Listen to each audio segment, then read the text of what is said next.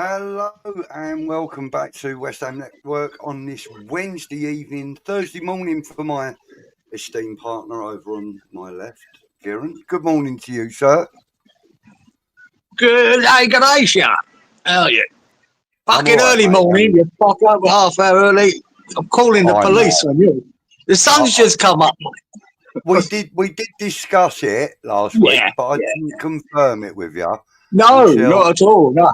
Until you were kind of in the land of Zed, so my apologies for that, son. Yeah, I'll let you off, mate. Let you off. All right, anyway, it's probably good for people half hour early there, isn't it? Yeah, we are going to start off with a guest this evening. Before we get into the comments, let's bring him into the stage. You might know him from that West Ham channel. It's Jay. Oi, lads. Good evening to you, Budge, and good morning to you, Kieran. Good evening to you, Jay. How are you, brother?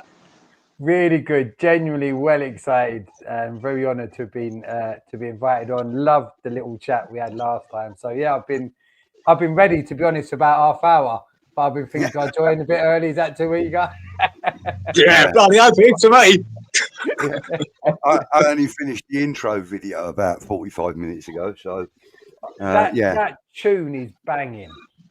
Well, that's actually thanks to Russ. He discovered that tune. I thought it was me.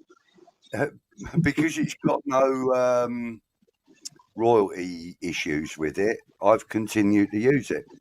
Yeah, it's the best intro on YouTube, Jay, and everyone knows it. Quality. Yeah. Well, everybody does kind of associate that tune with this show. So, yeah, it's nice of you to point that out. It's called Oh Fire. I don't know who it's by, but it's called Oh Fire, and it's really good, really nice. Do you know, Budge, I've heard, you know all the YouTube shit you watch, whatever, from all over the world.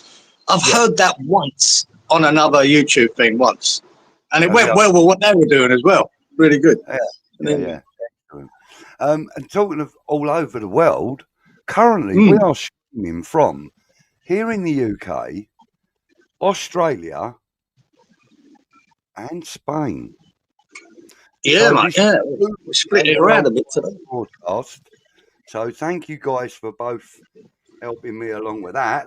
That's brilliant. Right, so let's just say good evening to some of the long-suffering... The donuts.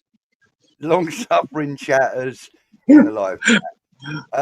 You, good evening to you. In fact, he said that at 2:37 this afternoon. Fuck it. I know. Mark was at 2:37. I know. That's midnight. It was nearly midnight for me. That was. I know. Cookie got it right. Talk about getting in early, boys. Yeah, he's about right now. That was at 5:22 this evening. 7:41. Randy, good evening. Randy. Leslie, good evening. Leslie. How are you? Leslie. That's more like it. 8:30, only an hour before we're due to go live.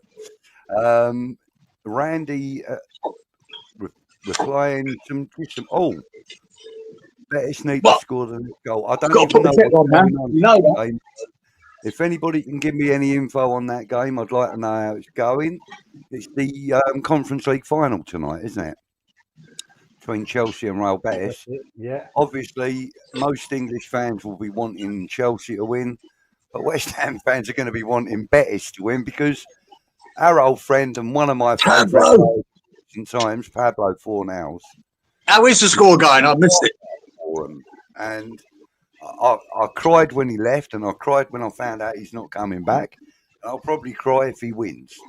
So, yeah, good old Pablo. Love him. Yeah. So apparently they're playing really well. It looks like they're all over Chelsea. Good morning, says Leslie. At 8:34 this evening. Adrian and Pablo. Good luck, boys. Adrian. Yeah. What, And Pellegrini.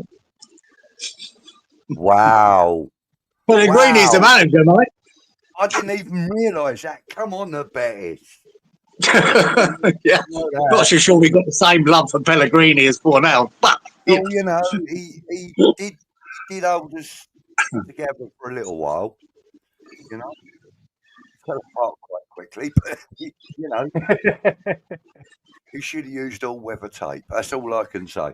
And that was a little while ago. Randy, good evening, and Rich, good evening. Rich. Leslie, Rich is saying, got Betis 1-0 and 2-1. Fornals first, last, and anytime scorer, plus Fornals 2 goals. Rich, good luck, mate. I hope you get something back. Who else have we got in here? 1-1 Betis and Chelsea. That was at 25 past. So they're 2-1 down now, Budge. It's a 2-1 down now, Budge, just so you know. Oh, Betis are? Yeah, they're 2-1 All right, down. thanks for the update, mate. It's a shame. It's a shame. Pressure was coming, apparently. All right, hang on. Let's not talk about Chelsea. Right. Yeah, fuck them.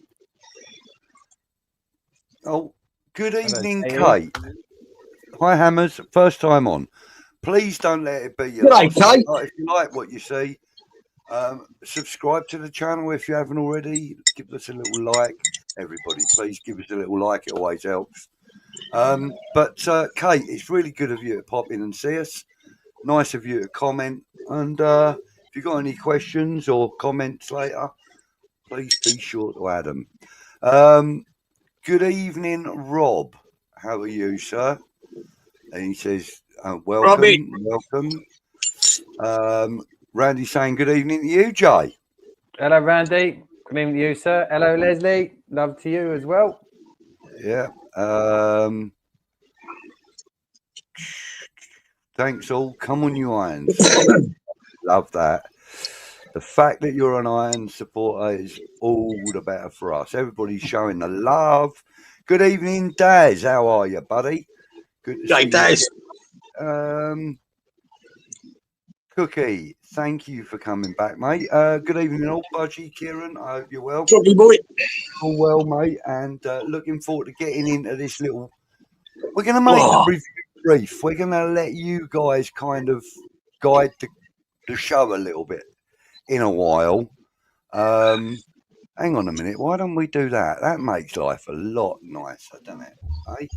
Yeah. Yeah, I can actually see Jay now, but I needed binoculars with my eyes. G'day, Jay. How you doing, brother? Right, nice to see you. LTL, thank you for popping in, mate.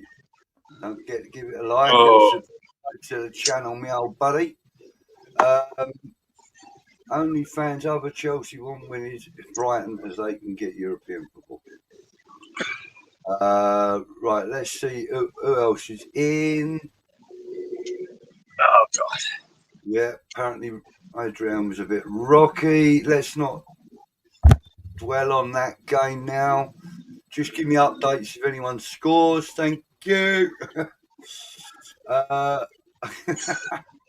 Only thrown 1.5 billion to win the conference. But Mark, you got to remember they will be the only club in history to win every cup or trophy available to a club in Europe. And they've won the World Club Cup as well. So I do take the piss out of Chelsea. Both my brothers and my sister are Chelsea. Both of my kids are somehow. That was because my ex-wife was, I suppose. But, you know, they will be the only club to actually do it. I mean, at the moment, we've got Emerson. He's the only player to have done it. Yeah, ain't going for fucking long. No, he's that's true. Evening, James. Mr. Lamprew's in the house. Thank you for joining, son. Lamprew. All right. Cookie says, "Come on, you thumbless wankers, hit the like." That's what we like to see, Cookie. Something nice and subtle. Chelsea. Yeah, it's all over, Red Rover. It's always going to be, though. J and LTL saying fucking £1 billion worth of talent against Real Betis, for fuck's sake. Okay. First of all, before we get started, Kieran, are we going to need our intro video tonight? Well, sort. I'm going to cheat a bit because I've nicked a little story from America that made me laugh. Right. So we'll do that a bit later. Yeah. Right, that'll do. So we'll do that at 10 o'clock. So in 38 minutes, we'll have a little Croc watch. Ah, that's great. Yeah, see? Mark knows. Mark knows. Right, let's talk about the West Ham 2024-25 season. Started off pathetically. We didn't get much momentum. We changed our manager. We didn't get much more momentum, and it ended pathetically. Actually, we actually ended on a high note with the win on Sunday, but to be fair, you know, I mean, it was by any standards, it was a very poor season.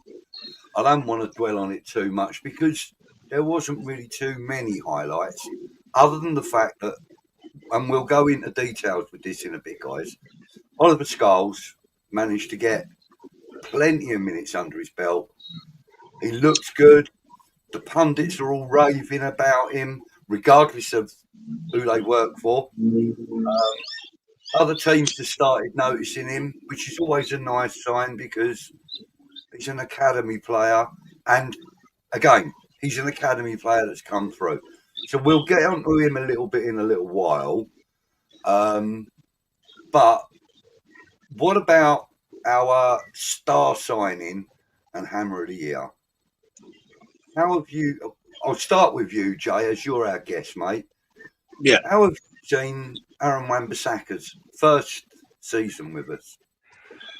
Well, I'm not ashamed to say it. I have got a man crush on that beautiful man for every reason possible. He is absolutely immense.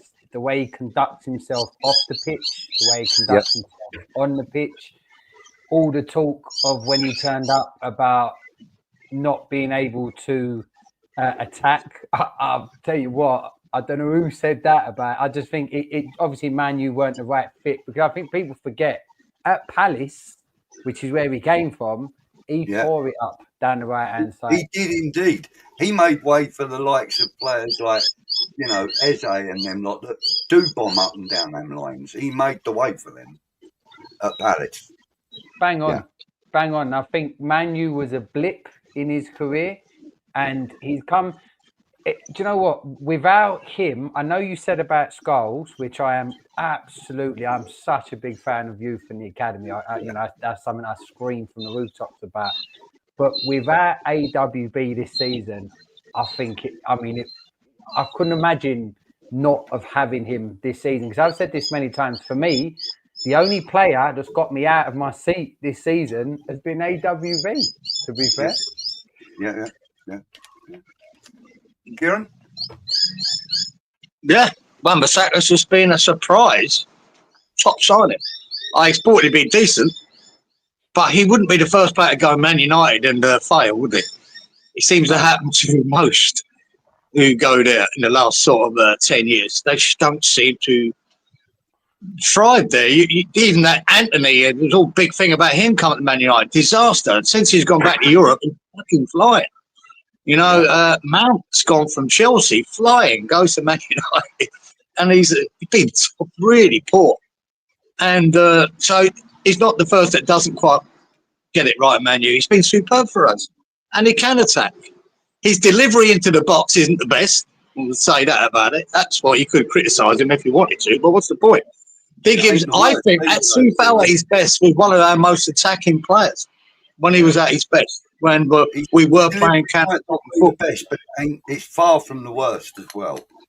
Yeah. And so when Wan-Bissaka come in, he was adding some goals to it and a lot more assists. So he went, shit, we've done all right there. 15 mil. I mean, Man U paid 50 million for him. So he's no mug.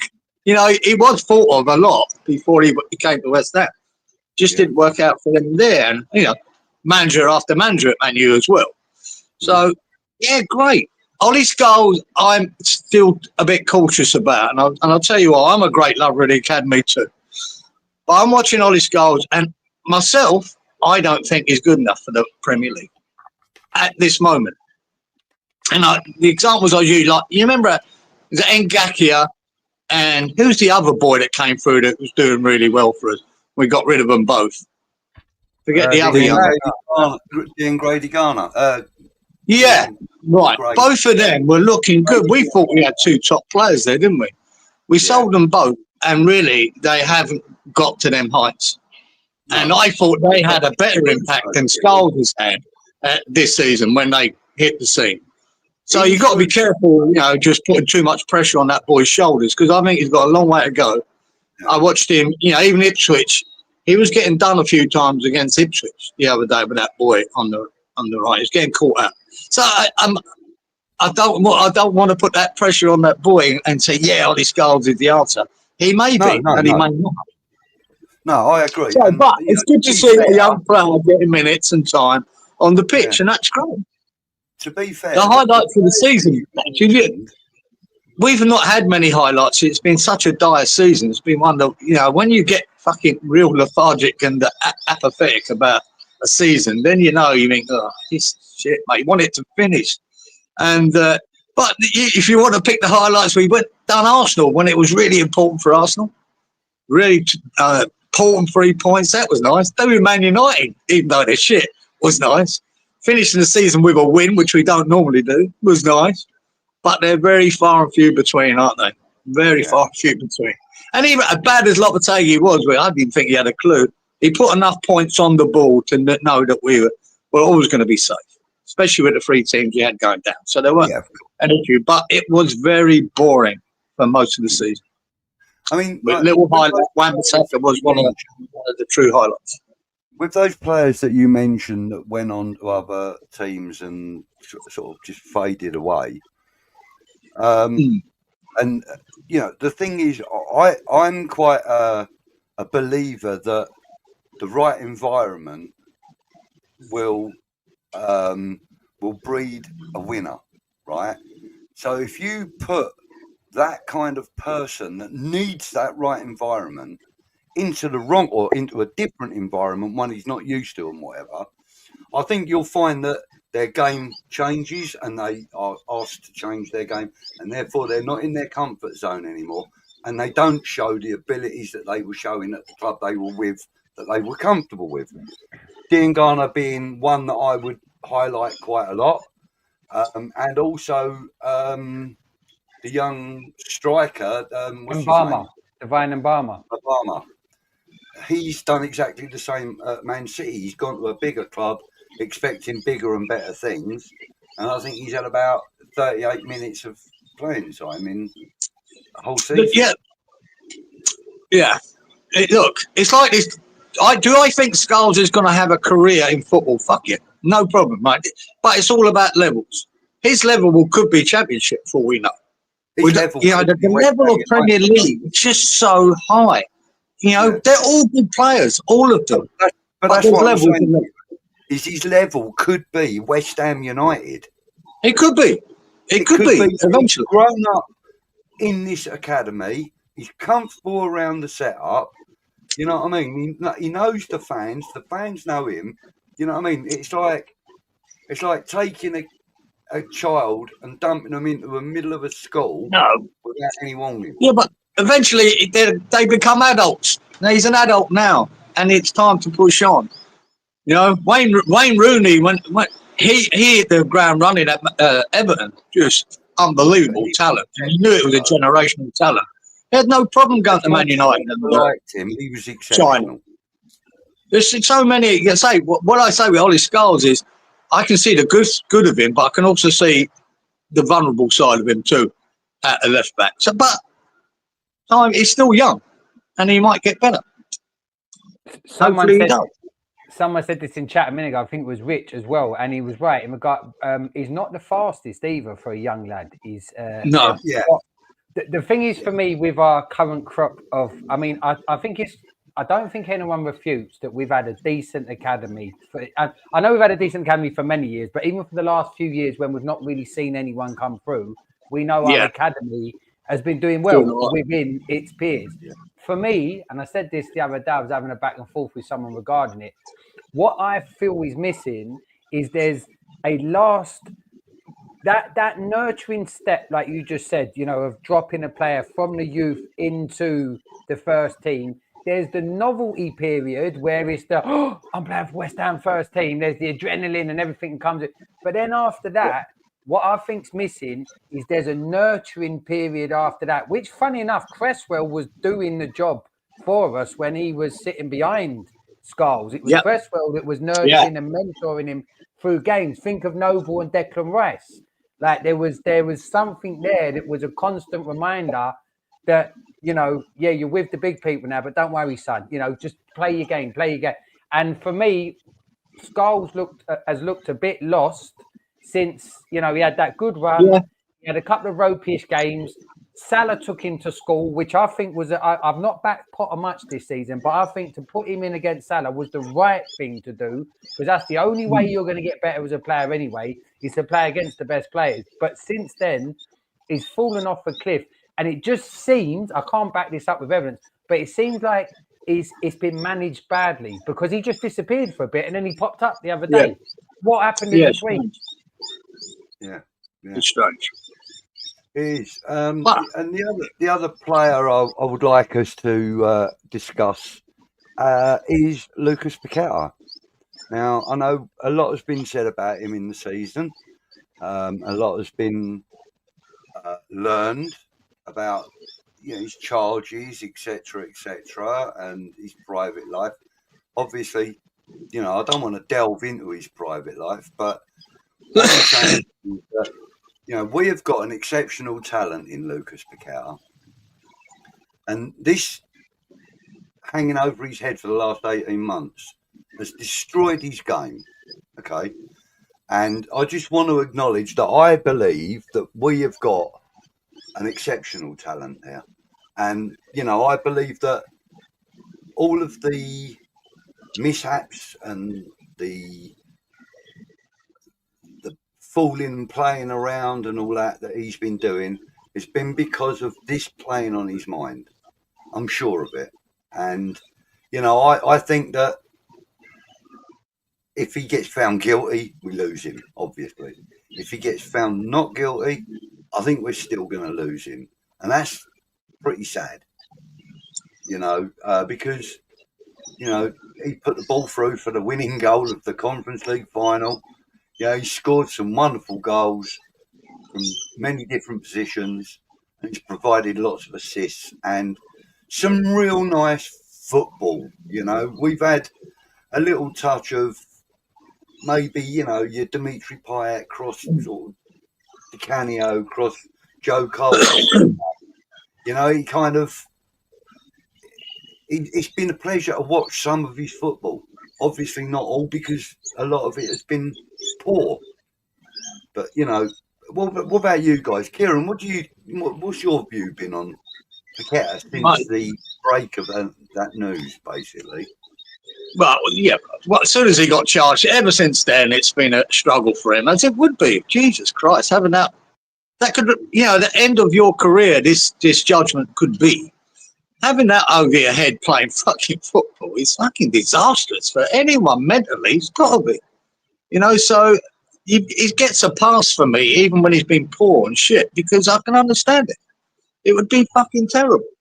The boy is an exceptional talent. And in a dire season that's been so shit and boring, he gives you a lift here and there, doesn't he? When you see him at his best, it's that creativity, that thinking of a pass that other people wouldn't think of. His little tricks and beating players and that. He loses the ball too much for me, but there you go. That's the kind of player he is. He takes chances. But yeah, why I can't understand why everyone would think he's anything but a talent. But he's no. The best of him still to come as long as he's allowed to play. And I agree. I think if he gets banned, the only difference that makes to West Ham is we don't get any money. If he doesn't get banned, we'll get some money when he goes. That's and the sad thing about that is that the club don't get any money, but I'll guarantee you that horrible, snipey little midget in the boardroom will sue him for his signing on fee. I don't know. I wouldn't like to jump to that conclusion yet. I don't think he'd be that nasty. That geezer would ask somebody to buy him an ice cream if he had one knocked out of his hand. I'm telling you. Do you know what? I ain't gonna. Look, we got enough sticks to beat that fucker with. We don't need this one. It hasn't happened yet. But to keep it on Paqueta, do you know what? For me, in my highlight of this whole season, for many reasons, was the second half against Liverpool when Paqueta, he took the whole game by the scruff of the neck and put in one of the performances of a season. It made me laugh that Graham Potter came out afterwards and said about, we made some changes and we've done a lot better in it. Sometimes there's a few players, and you don't get as many anymore, which are mavericks. They're so good that even if the other 10 players are playing dog shite, they can manage to pull the whole team up. And in that second half against Liverpool, it was one of them games where you saw any time a West Ham player got the ball, they was like, where's Lucas? Give him the ball. Give him the ball. The stuff he done in that second half, and I think arguably he was up against the Premier League player of the season in McAllister. I think he has been mustard, McAllister, this season. Yeah. And he schooled him in the middle of the park. It was Brazil versus Argentina in the middle of the park.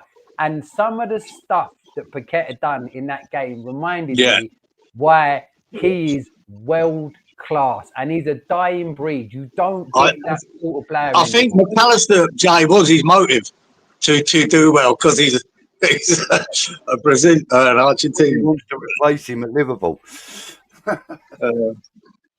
The other thing I was going to say was that, with Paqueta, when he first signed for the club, there was a lot of fanfare and stuff, and rightly so, But like a lot of people, if you don't know of a player, you tend to judge them on what you see on the pitch. And then when he came on, I believe Moyes brought him on as a sub in the second half at about 70 minutes or something. And he came on, and his first touch was right in front of the dugout, and the ball was sort of like going to the side of him, and he did that little flick with his leg behind his other leg, as it were, and flicked the ball back in. Real nice little touch. It wasn't his first touch, but it was his first proper touch, And I just thought then, at that moment, I thought, I'm going to watch this guy. This guy's well worth watching, because if he's confident to do that in front of his coach, and he's only just got on like 3 or 4 minutes beforehand, if he's confident enough to do that, this guy's got to be worth watching. And, I watched a lot of the training videos and all this and the other. The guy really has got it. I mean, in training, the guy is immense, And I just think that it'll be a dreadful shame if he's found guilty or if he's given a lifetime ban. I mean, like somebody said, he is a young man. and it will destroy I him. think the trouble of what worries me about these court cases, or whatever you want to call it, is I think because they've dragged it on so long, because they ruined his chances to move to Man City, the legal ramifications of him fucking that transfer up, and the monies that he lost, the monies that West Ham lost, they have to find him guilty of something. Otherwise, they could be in court with West Ham and him. So that's why I think they'll do it, because they've got to find something, and that's what worries me. They're between a rock and a hard place here, because they've dragged it out for nearly 18 months or so. Yeah. Stop that transfer happening. That was going through. He was off to Man City. Ifs or buts. He was done. Yeah, no, 85 million. Mate, they're going to be in court battling this if they don't find him guilty. So and they don't have to find him guilty. They just need probable cause as such. Yeah, he probably did it. He's done. Fucking bullshit. That's what worries me. Yeah. Moving on to the players that we know that have been confirmed that are going to leave us. So we know that Fabianski's going, Soufal is going to go, Creswell is going to go, Danny Ings is going to go, and Emerson is going. We know that Nafaguer is more or less nailed on. It's just a matter of who's going to have him. And there was one other player that his name, I can't think who it is at the moment, that is more or less nailed on to go as well. Bowen. Yeah, we're selling Bowen to Newport, mate. Oh, Kurt Zuma. Kurt Zuma was the other one. Oh, fuck you. We know he's gone. Kieran, he's still a West Ham player, mate. So, any of those that you wouldn't want to let go at this current time, guys? For me, I'll answer the question, but I just want to add to it. One, again, another beautiful, reassuring part for me of West Ham is still alive in West Ham was the videos that Soufal, Fabianski, and Cresswell did at the end, and the stuff they said. Fabianski, what he said about his family, because it wasn't the long video. He got interviewed after the Ipswich game, if you've seen that one, and the geezer asked him a question, and he sort of says, not verbatim, he says, "Look, it's not about the football. It's about West Ham. It's about the supporters. It's about the friends. It's about his kids." And I just thought, God, thank God. That's like it would, after a season of witnessing anything but West Ham in any way whatsoever, to hear someone so emotionally talk about the stuff that I definitely care about, was reassuring. But then, in answer to your question, I realized, oh my God, they're going out the door. Like, who are we going to have left? Don't get me wrong. Fabianski shouldn't now be first or second choice for West Ham in goal. That's not due to anything other than he's had his time and the stage he's at in his career. But would I love to see him as a goalkeeping coach at West Ham and still instilling the West Ham way into people? Absolutely. Would I love to see Cresswell hanging around, helping Scholes, again, with the mentorship side of things? And because I just think, for me, sorry, but in answer to your question, I'm glad that these players are going, because that means they're not starting for us anymore. And I do think their time is done. But it really does worry me in regards to the player might be going, but the man leaving is even more important and even more of a big Really of a good miss. point. Really good point, Jay. I like that. And, like you said, the mentorship from Cresswell on with Scholes. But let's not ignore the fact that, Fabianski mentored Areola when he first got here. When he was here on loan, when he was building his first team experience up, the man behind him wasn't the coaches, it was Fabianski.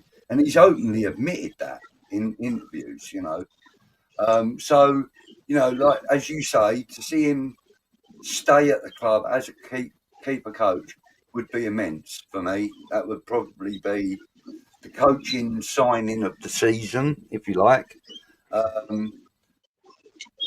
Creswell, Yeah, I mean, look, Creswell, there's more than his game about Creswell when it comes to West Ham United. And, every one of them guys that you mentioned that did the videos, every one of them got emotional during the video, which is, we know they're passionate about this club when we see that. But, Creswell, he's the sort of guy that he's the last remaining player from the bowling era. The last remaining player. Oh, him and Antonio, yeah. Well, Antonio's not coming back, is he? Let's be fair. I would not have thought so, but just... I wouldn't have thought so. The thing is that... He's out at the Chelsea Betis game at the moment. Actually, they interviewed him before the game, apparently. The thing is, the trouble with Fabianski, Creswell, or Soufal, they're three of the most popular players at West Ham. Yeah. And you're losing that out of a dressing room. I have no doubt all three of them are important in that dressing room. And I think when you see the emotion happened when we lost 4 hours, because he was so popular, so popular. And you don't want to lose popular players. And sometimes in that dressing room, you can go back to Masuaku, weren't the best fucking left back we've ever had. But apparently he was great in the dressing room. So was Fredericks. And we lost him. And Ogbonna, very popular guy, good in the dressing room, good for that camaraderie. And when you start losing them, sometimes the dressing room suffers because you haven't got them. He'd even losing Noble. You know what he would have been like in the dressing room. So, unfortunately, but you have to move on. You have to transition. I would have kept Creswell for another season for them same reasons.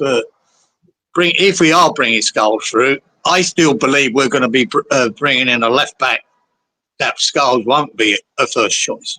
I don't see it. I think it's too early for it. We're losing Creswell and Emerson. Emerson as well, yeah, exactly. And if Emerson is what they say out the door, then I would have kept Creswell and still brought in a left back, but have Creswell there as a back, as a voice in the dressing room. As it stands, if Emerson goes, we're left with Oliver Scholes. Yeah, and that's worrying. Or Aaron Wan-Bissaka, but then who plays right back? Yeah, exactly. Aaron Wan-Bissaka is another fill-in, isn't he? But then the idea of that you had Soufal to fill in on the right, and if you take him away as well, right then, what have you got now? So if you don't know what's coming in, it's worrying to lose these players because you don't know what's coming in, and that's our worry is we don't trust this mob Sullivan and that to bring in the players that Potter wants to fill these holes. So there you go. Whether he will or not remains to be seen. No one in attack. Temin says Scholes talks to Noble a lot, so Creswell isn't really needed. I get your meaning. But Creswell might want to play football somewhere else and get first. He might want to play every week. He could go to Ipswich. He could be playing every week in the Championship. Who knows what's on Creswell's mind? He might suit him. Do we think Sullivan and Brady will go? Not this season, no. No, they're going nowhere, mate. Unless he pops his clogs, he ain't going nowhere.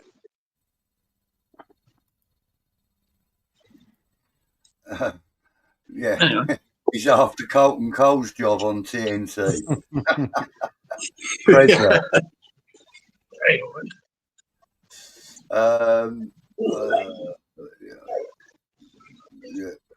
Okay. Camaraderie. That was the Italian. Oh, camaraderie. Yeah. That's it. What's that? The Italian boy. Oh, Cadamateri. We get some funny fuckers in here sometimes.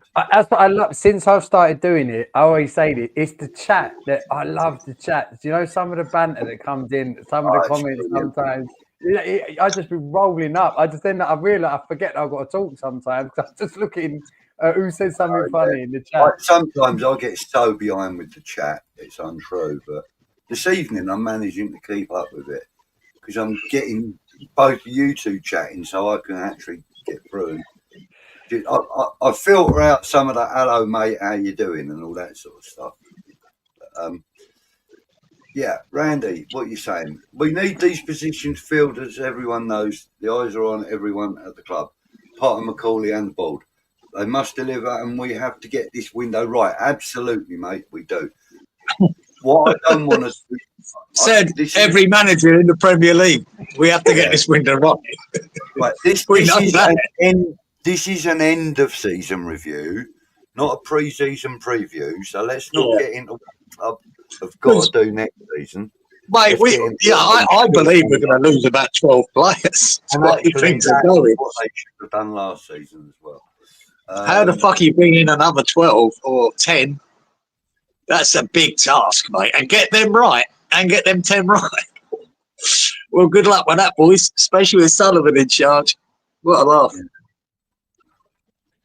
Thing about that is as well, Keir, is the fact that if it to have stood any chance of that, because I think, I mean, even let's say if 12 is, I agree with you. I see as many as that. But let's just say, even if it was 8, right, just 8 players, only a lot of which are in and around the first team, okay, that needed to have been covered about 6 months ago. That should have been looking at. People should have been looking at back then with likely replacements. Like, you know, don't worry, you know, leaving it till this stage, because like I said, Budge, I don't want to go, or I'll just say that I am bricking it for what happens next with West Ham. I'm trying not to think about it too much, but no, I'm not. Got to be logical. When 8's walking out the door and what is currently in place that is supposed to be replenishing that have got nothing on their resume to say that they can do that, we're in a bit of a pickle. I really think we are, to be honest. Well, yeah. So I've always said, Jay, like you live and die by your recruitment, right? Every manager. And it's as simple as that. And it's not just recruitment, it's getting them working, that it works in your team. And that's it. And like I said, Man United have signed some fantastic players, I think. Fantastic players there. Like, they're still dog shit. Just want to say good evening to Sean. Good evening, Sean. Thank you for joining us. Sean was freshy boy. FC Croc Watch get on this week. Well, listen, we haven't done it, and we are about 10 minutes late. So let's have some of this.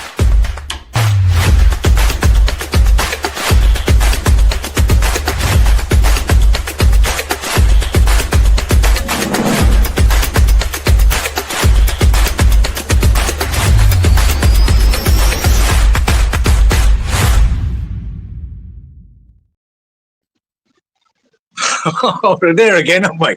Right, so I've nicked this one from America, right? Because it did make me laugh. I don't know if you've ever seen a sheriff in Polk County, I think down in Florida. He does these interviews. He's quite famous for his interviews about the crime in his town and whatever. And Grady Judd, his name is. He's quite entertaining.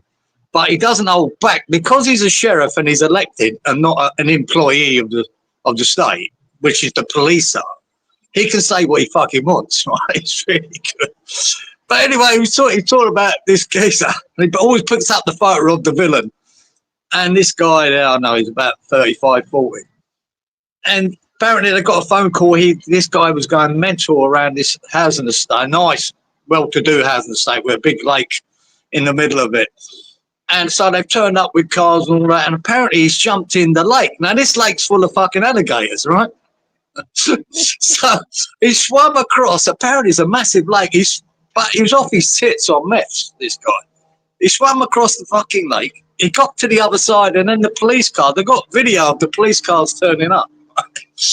And he's going mental. He's trying to break into a car. He's got a hammer in he's got a pair of... what do you call it, shears, garden shears in his hand. And he comes running at the coppers. They tased him. They've used the old tasers, 2 of them. 2 coppers hit him a bit.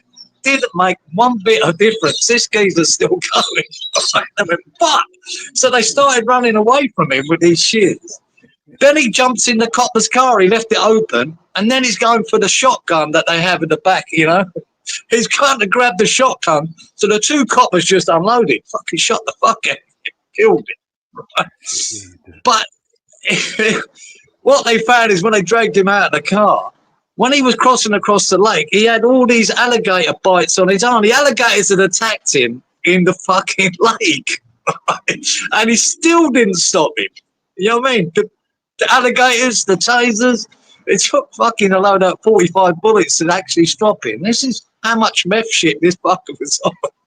So, yeah, I thought it was funny that he got attacked by an alligator, didn't bother him, just kept swimming across the lake. Jesus. So that, yeah, it was a great story. Well, and there's also a moral to that story. If you're going to go swimming with alligators, take loads of meth first. Yeah, you might survive. So Cookie's joining in chat with this one. He says, I was close to a shark attack. I was 6 inches from the big bastard. To be fair, it was the London Sea Life Centre, and the 6 inches you're in the end, as close as I want to get. I didn't even read it proper, Cookie, but that's brilliant. Love it. Yeah. I was once, when I was camping over at Morton Island here, we were standing on the beach side of it, right, the bay side of it, nice and calm. So I was standing in there up to my knees. We were doing just throwing in a rod, a line, just fucking about, playing with it. And all of a sudden, this big shark came flying past us, right, about 2 foot away. With the fin was up, you know, and I absolutely shit myself. He must have been chasing the bait we had on the line. Fucking hell, man, that gave me a fright. I fucking stepped back onto that beach, man, and I never put my foot in that water ever again. Oh, good evening, Tony. You have got the link in your WhatsApp if you want to come in, mate. Nice of you to join us, son. Yeah, we started a little bit early.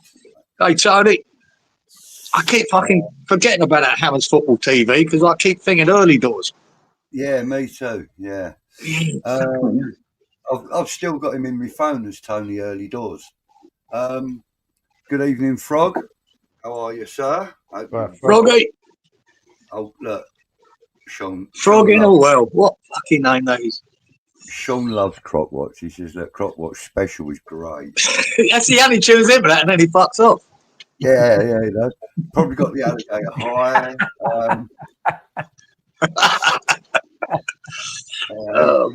And hello.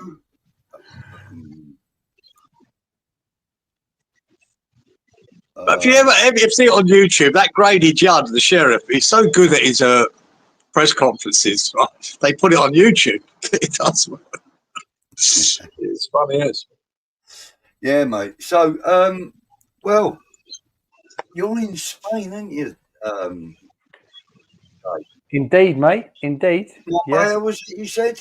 No, I'm in Benalmádena, which is about half hour away. And funny enough, there was a shark right up on Marbella Beach the other day, literally about a week and a half ago. Funny enough, that someone videoed, and yeah, I've only been going knee high deep in the water where I am since. That's enough for them, mate. Mate, it scares because the thing is, they're fast as fuck as well. That's the thing, and I'm thinking if anything past me, if I'm up to my knees, at least I'm half a chance of jumping. But anything other than that, nah, not for me. Not for that. Scares the life out of me. That I mean, this is why I asked you if you were, where you were in Spain, because I knew about this Marbella. Well, it wasn't an attack as such. It was just a guest appearance, wasn't it? I think. Oh, mate. I mean, you're talking. It was in 3 foot of water, so it was right up, and it was it weren't little. Let's put it that way. Like that's definitely that's your left leg gone in one bite sort of thing. Well, that's waist high, isn't it? 3 foot is about waist high for most. You know what? It was less than that then, because it weren't. Because the geezer. Yeah, not for a midget, Yeah. He's head high. He's trying. Take your drink off his head, Kieran. Who's got a snorkel on? Fucking hell, brilliant. It weren't a snorkel, it was a McDonald's straw. John's loving this. Look, he says, "Whoa, Croc, watch out, owners." Good evening, Adam. Thank you for joining us, mate. There you go, mate. Jump on before you go to bed. Good for you, mate. If you want to jump on. You've got the link. Upton Park says, "Sorry if someone has posted this, but my bummer has been released by City." I have no doubt. No doubt. Before. Thank you, Upton. Right. So what? He's a free agent now, then, is he? Probably, yeah. You watch Sullivan go and give him 8 million to come back. Yeah, we're going to get him back, eh? We're going to get him back. Nice and cheap. Nice and cheap. Get him in. You got to think though, with that Obama thing, who was advising him? Because I mean, is that a shock to anyone that was going to happen? Like, you know what I mean? It's. I feel sorry for the kids these days, like, and the youngsters, because there's a lot of family involvement now, which I'm not knocking, but there's some right dodgy stuff going on at the best of times with agents. It's not. Yeah, I feel for him. He could have been something, but. That's done him no good, is it? How long was he there? What's that been? A couple of seasons? No, been it? No, just one. He went in the summer last year. So it's just one season then. So it kind of seems ages ago. Yeah, no, it's been a year. It's been a year. Yeah, it seems longer. Well, it'll be a year in. It doesn't matter. But Adam says that he would sign him. Yeah. It's hard to know, mate. It's hard to know. Mark says he's not good enough. I didn't see anything exceptional about him. It just looked like a good young player. That's about it. But there's many of them. Look, if you're coming, this is what I think people got to understand from the academy to a Premier League team. It's massive jump, isn't it? You can get the best player in the Championship. He still can't make it in the Premier League. So to get a youngster from the academy to make it is even double as hard. They've just got to be an exceptional talent.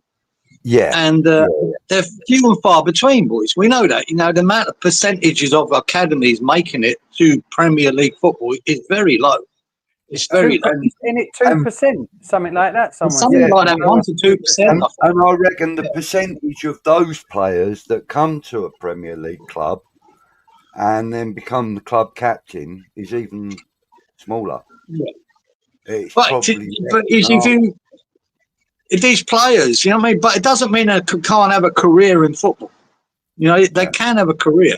It's just at that very top echelon, it's hard to achieve. I was referring to Bowen, by the way, when I mentioned the captaincy thing. Let's not forget, he was playing non-league football, then he went to Hull Championship, came to us, and now he's club captain with a 8-year contract under his belt. I mean, that ain't bad going for a Championship player, is it? Not at all. Oh, and sorry, and 7 out of the 10 top clubs in Europe would like to sign him.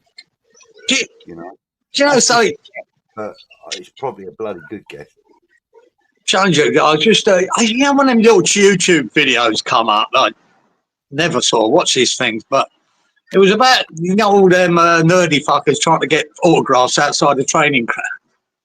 Well, there's one geezer there that just films it to tell you what cars they're driving as they're coming out, and who's in it, right? So I watched it yesterday, and he's just filming. Out comes Paqueta in this beautiful Ferrari Roma. Fucking gorgeous car. And but fair play to him, with the window down, mate, he's signing autographs, smiling away, chatting to the people that are there.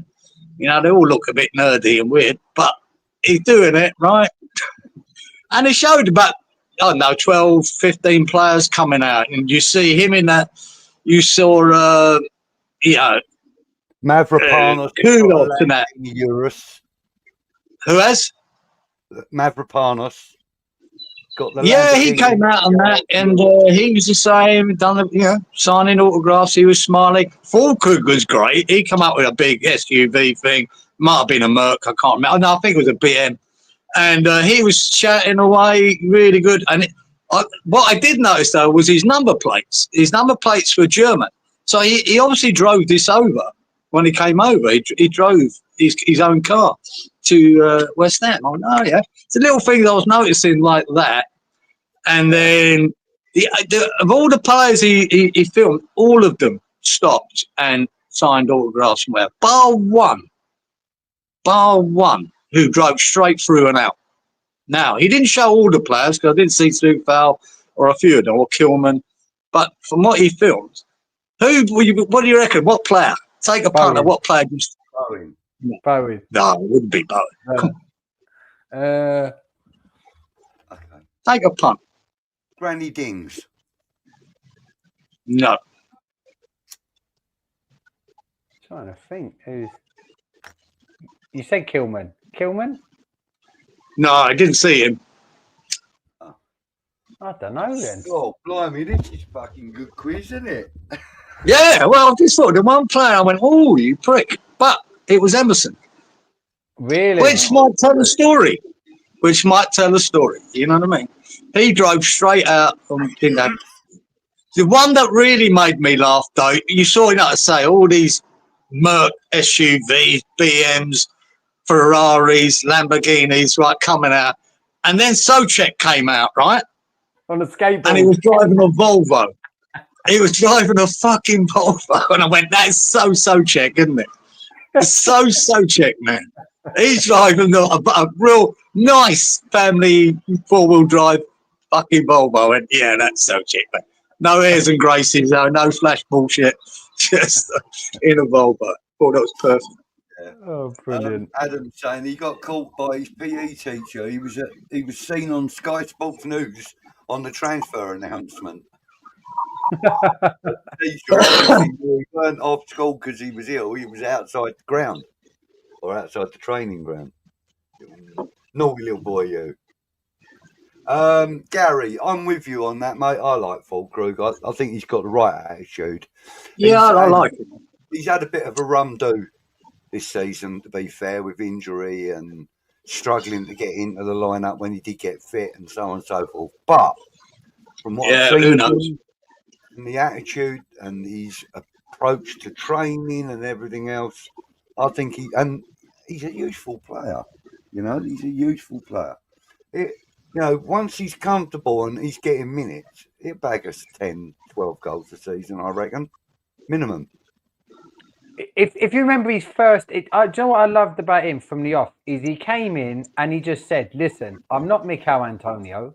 I'm the sort of striker. If you give me the ball, if you give me service, yeah, I'll put the ball in the back of the net." That's what he does. You're as a striker, and this is, West Ham. We've killed strikers because we've not known how to play with a proper striker for so long.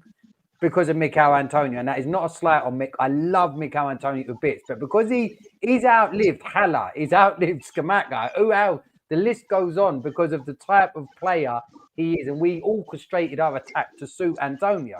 You then get a Fullkrug in, a German international who can finish with both feet and his head. If you're not giving him the ball, he's going to look pony. I hope he sticks around next season, and I really hope we play a formation to get the best out of him. Because let's face it, surely your striker should be one of your focal points on the pitch, considering it's his job to put the ball in the back of the net. Do you know what I mean? Yeah. I thought this was quite funny. Antonio drove out in a panel beater's courtesy car. Yeah. I mean, he was in an Uber.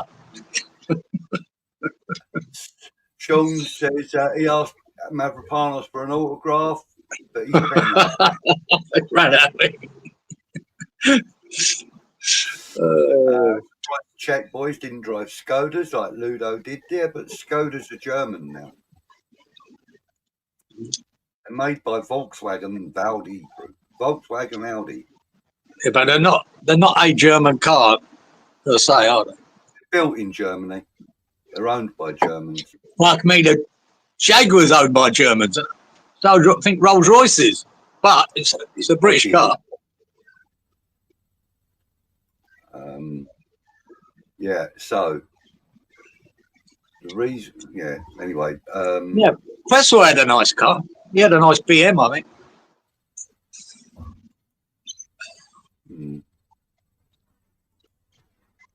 There you go. Gary says he seems like a no bullshit leader. That's about right and all. Good shout. And Leon says there's talk of him moving on. There is talk, and there's probably every chance. But he's a likeable guy, though, isn't he? He's a likeable character. And like I say, then people coming out and go, oh, Ross, he was interacting more than anybody, you know? So he come across really good. Do you reckon it's anything to do with that Potter thing that when he spoke out against? I think so. I reckon it is because it's funny after that how all of a sudden his appearances started to dwindle as well when he went with Kudus and Bowen up front. Yeah. The next game when they'd clearly played better with him as a focal point to bounce off. Look, so yeah. As well, Jay, he didn't come to West Ham to be number 2. Right? At his age now, he wants to play first team football, prove it, right? And like he said, give me service and I'll do the job. And so if West Ham buy a named striker this season, which is every chance that could happen, that means he could be on the bench, and that ain't no good to him. At his age, he wants to be playing first team football, try and keep his place in the German team. So he needs it. So, I mean, there's every chance he's out the door. Yeah. Yeah, I agree with that, Frog. He hasn't been seen much, but when he has come on, he's lifted the game, you know. Yeah, I mean, yeah. And Leon says, you know, he's the only player to call out the disappointment. Hang on. Yeah. Told the truth, didn't he? He said it straight on Sky as well. He said we were shit. He actually we were shit. You know, I mean, look, why beat around the bush? I mean, you know, I get paid to play football. I don't get paid to stand in front of the camera and tell you how I'm feeling. So if you really want to know, I'll tell you. And that's him. And I love that. I love that. Yeah, I just myself. I said to you at the time, the soup waste look at it. As a supporter, I love it. If I was a teammate of his, I wouldn't. I'd say keep that in the fucking dressing room. You know, we can do this in the dressing room. You can slag us up and say, have your piece. That's where that should be done. But as a supporter, I loved it. You fucking beauty. But I think if I was a teammate in that dressing room, I wouldn't be too happy with it. Especially if I was Bowen and the captain. So it's two ways to look at it. Thank you for joining us. So when is Declan coming back to win more silverware, he says? Yeah, Alex. About 10 years' time. Gary saying we're talking about the takeover, a possible takeover of the board. And Gary saying it scares me though, Leon. I don't want to be taken over by the Americans. This is even coming from an American, and he is. He's, you know, red, white, and blue American. You know, what will be, mate. We'll just wait and see what that one. Yeah. Another story at Chad Relief. Trevor Sinclair bought a bright red VW Beetle to train in, and Rio laughed at it. He hated it so much he threw an apple at it, and it dented the bumper. Brilliant. After the interview, and then not last full 90 minutes. Any other strikers we're looking at? Alex, I've got to be honest with you, mate. I don't keep up with all the chat and the supposition and speculation. We don't, as a show. We try not to do that. We will, announce confirmed signings or confirmed departures. Other than that, we don't really talk about the window very much. Yeah. Well, we don't delve into the rumours. The rumours get boring, don't they? Yeah. You know, if you've got 150 players linked to your team and only 5 join, 145 fucking conversations you've had are worse, absolutely worthless. So we try not to bother. So, unfortunately, Alex, we can't answer that.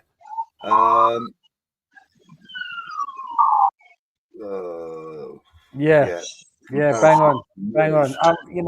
I think for me, that's why I would love to see someone West Ham next come into West Ham. I would just make my day. Like, just give us someone who, because I know what you said, Kieran, you're bang on, right? Like, you know, like about keeping it.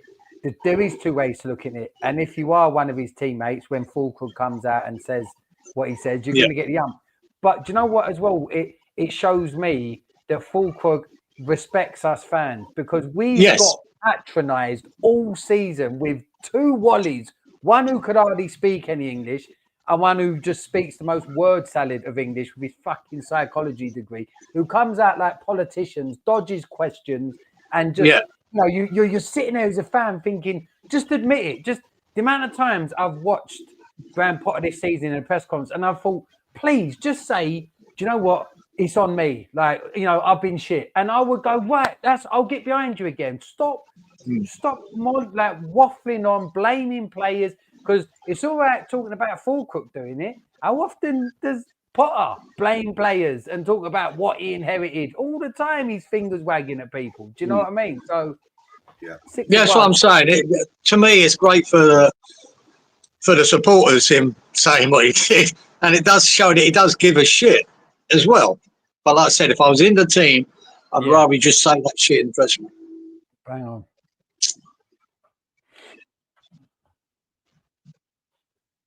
If the team was upset with Fully and his comments, maybe they should play better. Yeah, Gary, that's a good point. Do you know what? I doubt Fullkrug didn't say anything in the changing rooms.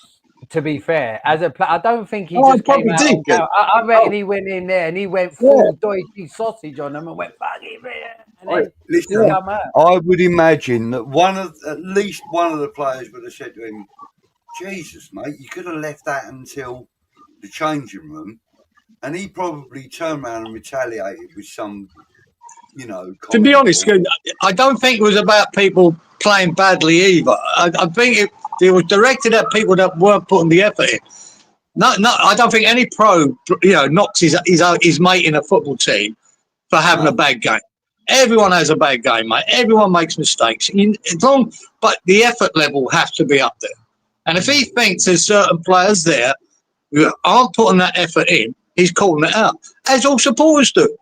We all do, don't we? The only time West Ham really get on the back of a West Ham player, West Ham supporters, is when they're not putting the effort in, and it's obvious that they're not.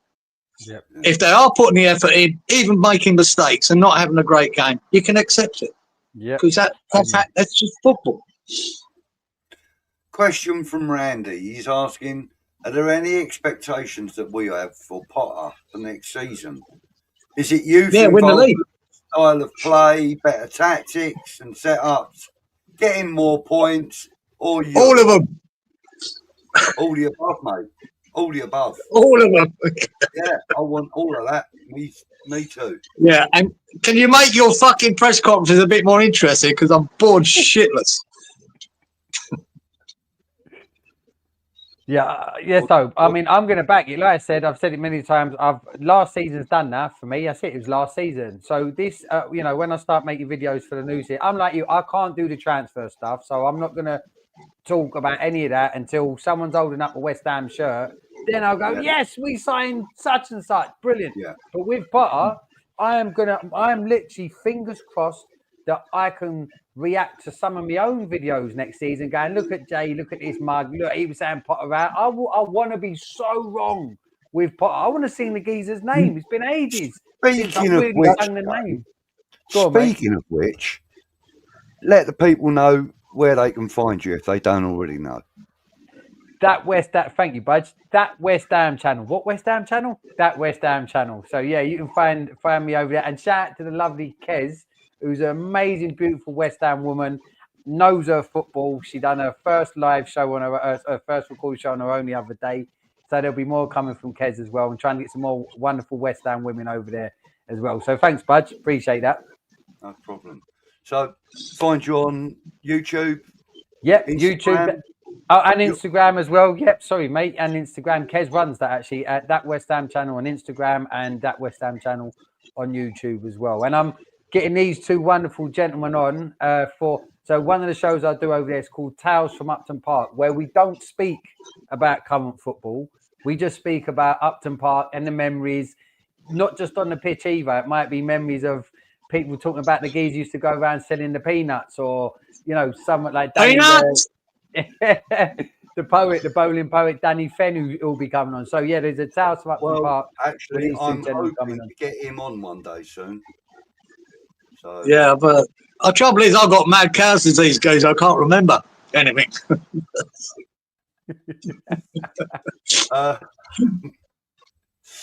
So there you have it, people. That's where you can find Jay, and don't forget to go and subscribe. All helps. Give his content a thumbs up as well, because that all helps, and it helps other people find him as well. Don't forget to share it on your socials, and while you're at it, you thumbless bastards, give us a like on this one as well.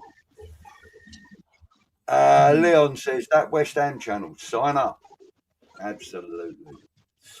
Right. Leon. Leslie's got a season preview. He says, right, pre-season hopeful, better expect better mid-season, confused, frustrated, want better. End of season, angry, disillusioned, suicidal. But next season's going to be great. You fucking hope, Leslie.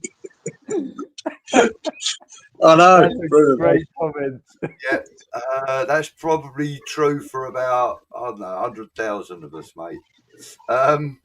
Let's face it, what he said cheered the supporters up. The players or management might not have liked it, but I think it helped improve the entire outlook of the team. And you're right, because it gave us as fans a look into the fact that maybe not everybody's perfect media darling or whatever, and that just sometimes Sky or BT Sport or whoever they call themselves, TNT, maybe they fuck up once in a while as well, by choosing the wrong player to interview. We'll probably guarantee that he won't get interviewed again. Well, the trouble is, it cost him a couple of games on the bench then, didn't it? Where we wanted to see him play, and then he was thrown back on the bench. So he got his wrist slapped as well. Yeah. But at the end of the day, though, it was quite, as you say, Kieran, for the supporters' outlook. We loved it. It was quite refreshing. We loved it. Gave us a highlight. It's one of the highlights of the season, guys. Definitely. Which is worrying. Yeah. A highlight of the season is a one player called the other player shit. Telling. As I said, it also gave us a look at how frustrated they must be feeling as a group of players. It could quite easily have been, I don't know, Paqueta that said that, or Sufal, or whatever. It could have quite been easily have been any one of the players that don't normally get interviewed.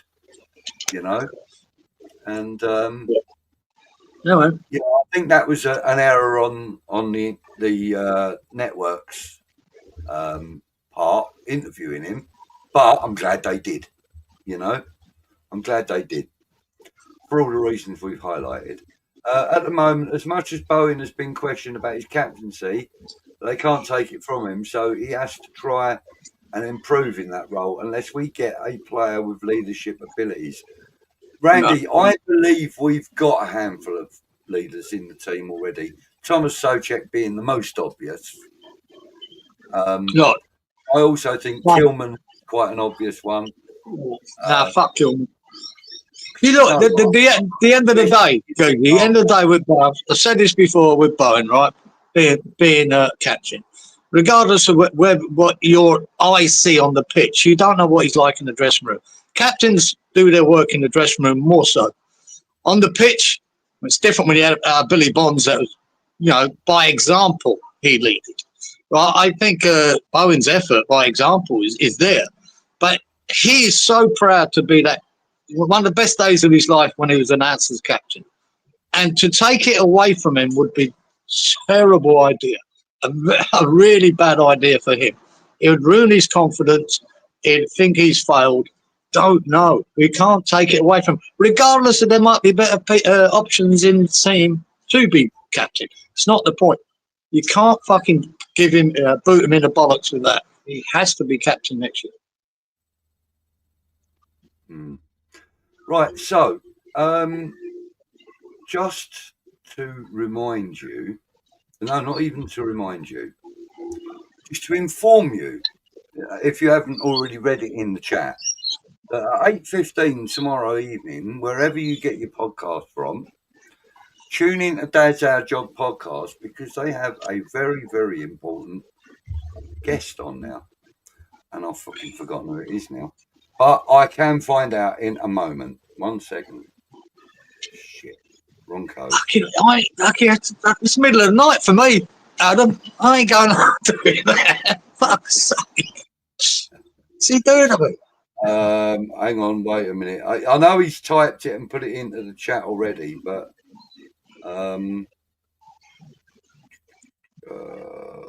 Keith Hackett, the referee, ex-referee. Dean Hackett, lovely. Keith Hackett. So yeah, on Dad's Our Job podcast tomorrow evening, 8:15, Keith Hackett will be his guest. And Is he the fucker? Changing that. I don't know what they're going to talk about. Is he the fucker that I went to when I went to the semi-final at Villa Park against Forest? Was he the referee then? Was that him? Oh, he would have been about who 12 sent off years old. Tony Gale, right at the beginning, ruined the fucking game. He would have been about 12 years old then, mate. Huh? Younger. Keith Hackett only retired about 5 years ago. Right, just. He was you know what my memory's like. He was one of the English refereeing representatives at the US World Cup, I think. I might be wrong on that, actually. I might be wrong. But I think he was. I know he's definitely represented England or UK as a referee. I remember him. I remember him as a referee. It's just that semi-final when he fucked us and sent. I'm not sure. Hang on, let me get right down the bottom here because I'm sure Adam will tell us. There you go. There's your answer. Thank you, Adam. Fucking hell, he's gonna get some shit in the. He's gonna get some shit in the chat. I might even get up at 3 o'clock in the fucking morning and give it to him. He ruined my day, the fucker. All the way to fucking. We had a big knuckle outside the fucking ground as we got off the coach, a load of Forest supporters. Two of my mates got nicked. One of them fucking got thrown in the nick.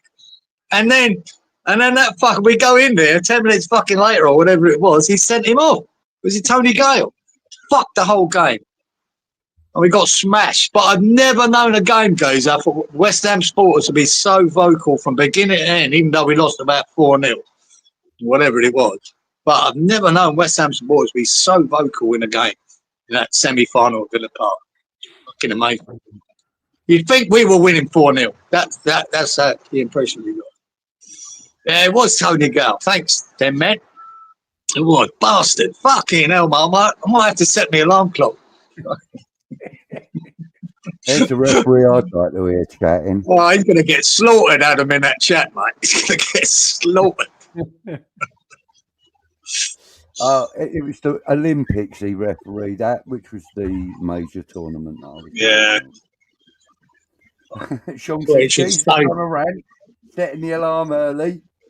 Keith Hackett brief. Love it. No, mate. Adam may just deleting every comment I fucking put up. Oh, cute.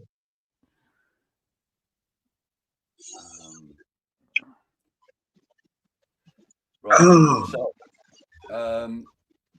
where are we at? Let's talk about. Oh, hang on. Right. So Adam's already said to him, I did say to him, if he wanted to work the Tony Gale chat, that's fine. And he said, no, he wants to talk about it. All right. He better be saying he made a mistake, Adam. That's what I want to hear. Even though it doesn't, it doesn't really help, but dickhead. Kieran pre-muted already.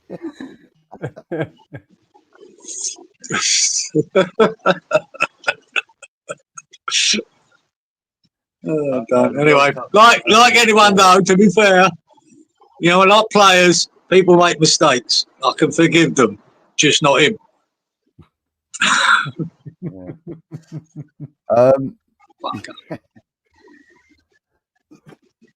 Right. Anything you want to chat about, Kieran? Anything you want to discuss? Go on. Hey? Go on. Where do you want to take it? Where do you want to take it? Well, we haven't talked. Ipswich, there was a reasonable ending to the season, wasn't it? Ipswich game. We didn't talk about that. Yeah, I suppose we Keith Hackett did an interview with Tony Gale about it, apparently. Did he? Apparently so. All right. Didn't know that. Never seen that. Oh, he gave the first professional foul red card to Gale. Right. Fantastic. Well done. So there you go. Well done. Lots and lots of stuff to be talking about tomorrow night. Adam, your chat is going to be absolutely ramo, mate. You're going to be deleting. Oh, you're going to need a moderator. I hope you've got one. Yeah. Leslie's already set his alarm to watch this gunfight, he says.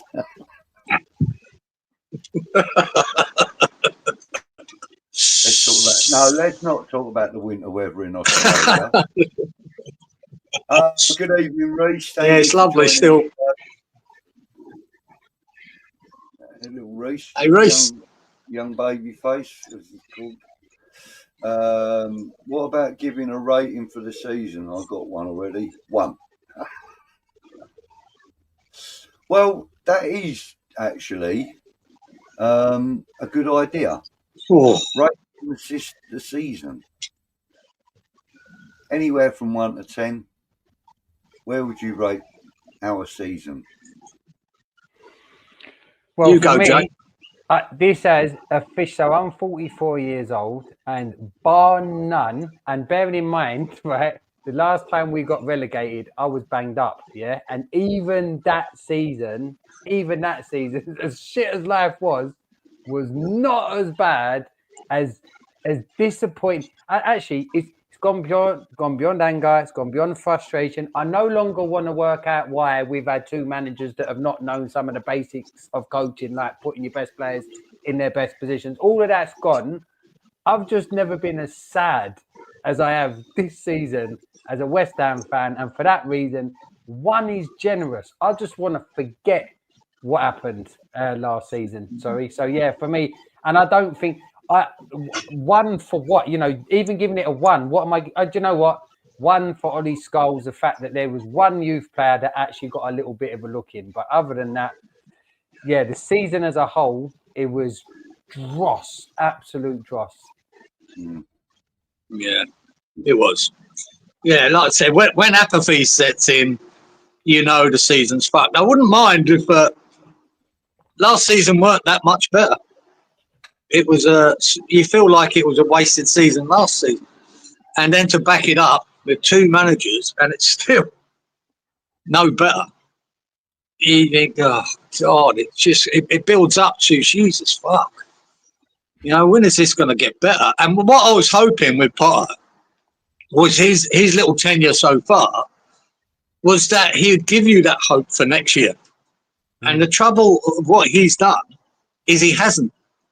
If he came in and we were a lot better, even if it doesn't matter where we finish in the league to me, if we finished 10th, but people were enjoying what he's doing and what we were watching and the results, not always the results, but the performances, but we haven't. And so everyone now is looking at next season with trepidation going, Jesus Christ. Then you look at the mass exodus, the rebuild that has to happen. You go, fucking, how are they going to get this right? And it's only hope that keeps you going.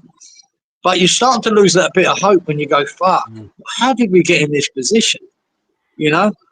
How did we get to the point where there's going to be a mass exodus of players and a rebuild that's going to take some real skill and great recruitment to make it work? And you look at Sullivan, who now is fucked with the director of football off, and he wants to be in charge of most things. You got Potter, who's not known for signing players. You got his offside and McCauley. Hopefully he can identify players. But then we're relying on Sullivan to fucking get him over the line. Yeah. And when you start adding all that up, you go, oh, fuck. Yeah, like that, Jay. Your hands go in your head, go, fucking hell. What the fuck are we going to deal with next season? You just fucking destroyed me, Kieran, because everything you've said is the stuff that I'm trying not to think about, because that's the truth. What you've just picked, and for anyone who says that's negative, that's not negative. You've listed the things that we've got to contest. Everything you just said, we've got to contest it. And we ain't got the tools. And to top it off, lads, we've done over $500 million in the last few years. Where's it gone? If you tally up all the money we've spent over the last 4 or 5 years, to be here now, this is the worst run football club I've seen from even just from a business perspective. Little dildo bollocks. He hasn't got a Scooby what he's doing with our club, and he's running us into the ground, Kieran. Like, we are literally getting run into the ground. Yeah, he's enjoying himself though, Jay. He thinks he's doing all right. I want to answer this. We're still in the Premier League. So how are you? We've already done the shark or gator attacks, mate. So you'll have to watch the show back for that. Don't twist it, John, is it? 45 minutes into the show. So there you go, mate. All right. Tim was a good finisher of contracts. Yeah, that's about right. I want to say good night to Adam, by the way. He's had to go. Good night, Adam. He said thanks for the plug, which you're welcome for, mate. And he's looking forward to seeing you tomorrow, Kieran. Oh, I've got to tune in for that one. That's going to be great. There's been no evidence to instill confidence. Things will magically improve with a fresh start. Yeah, absolutely. Yeah. The evidence. Yeah, what you want is evidence, and I think Potter had that time to show us evidence. And we're sitting here for whatever it is, 18 games later, going, shit. What is the plan? And then once you know that all the players that are leaving, you go, well, the plan is to bring in a lot of players to make it work. And when you don't have confidence in these people bringing them in, you go, oh, what is the plan? Now, I'm still, again, like I do all managers at the beginning of the season, I'm going to give Potter 10 games. Yeah. But in that 10 games, he better get a lot of it right. And I don't mean winning 10 games in a row. I mean, you better at least half of them games have good performances and decent results.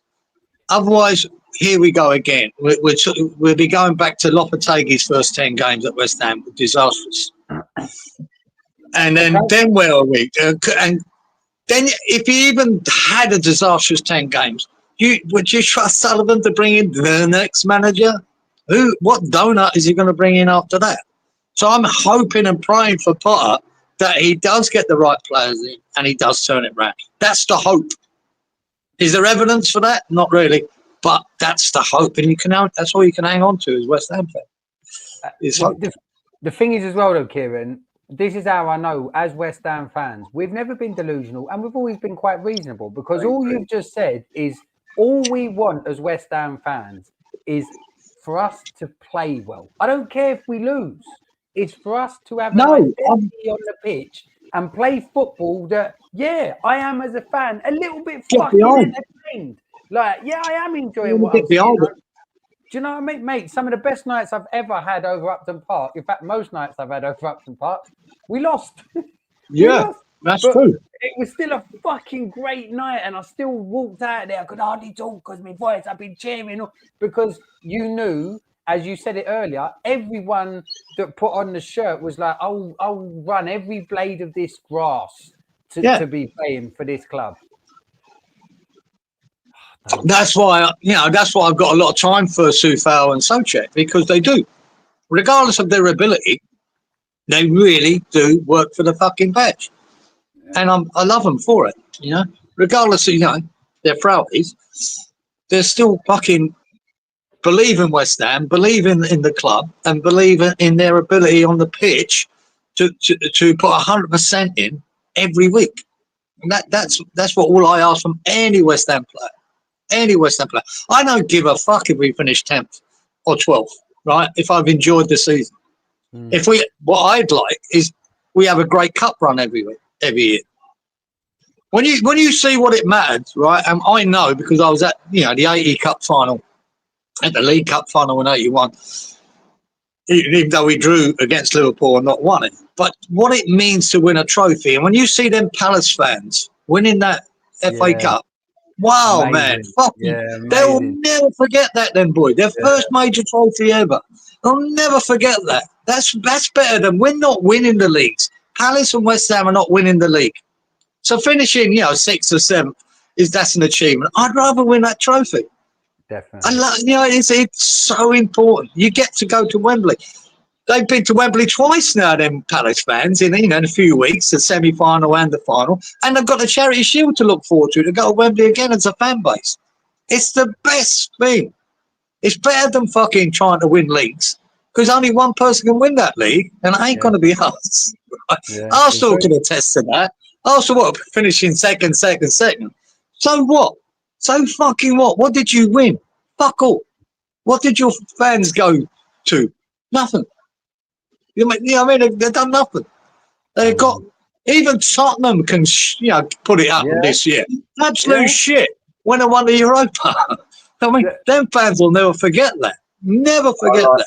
I like that little video you sent across, Kieran, from the Songs of Praise one.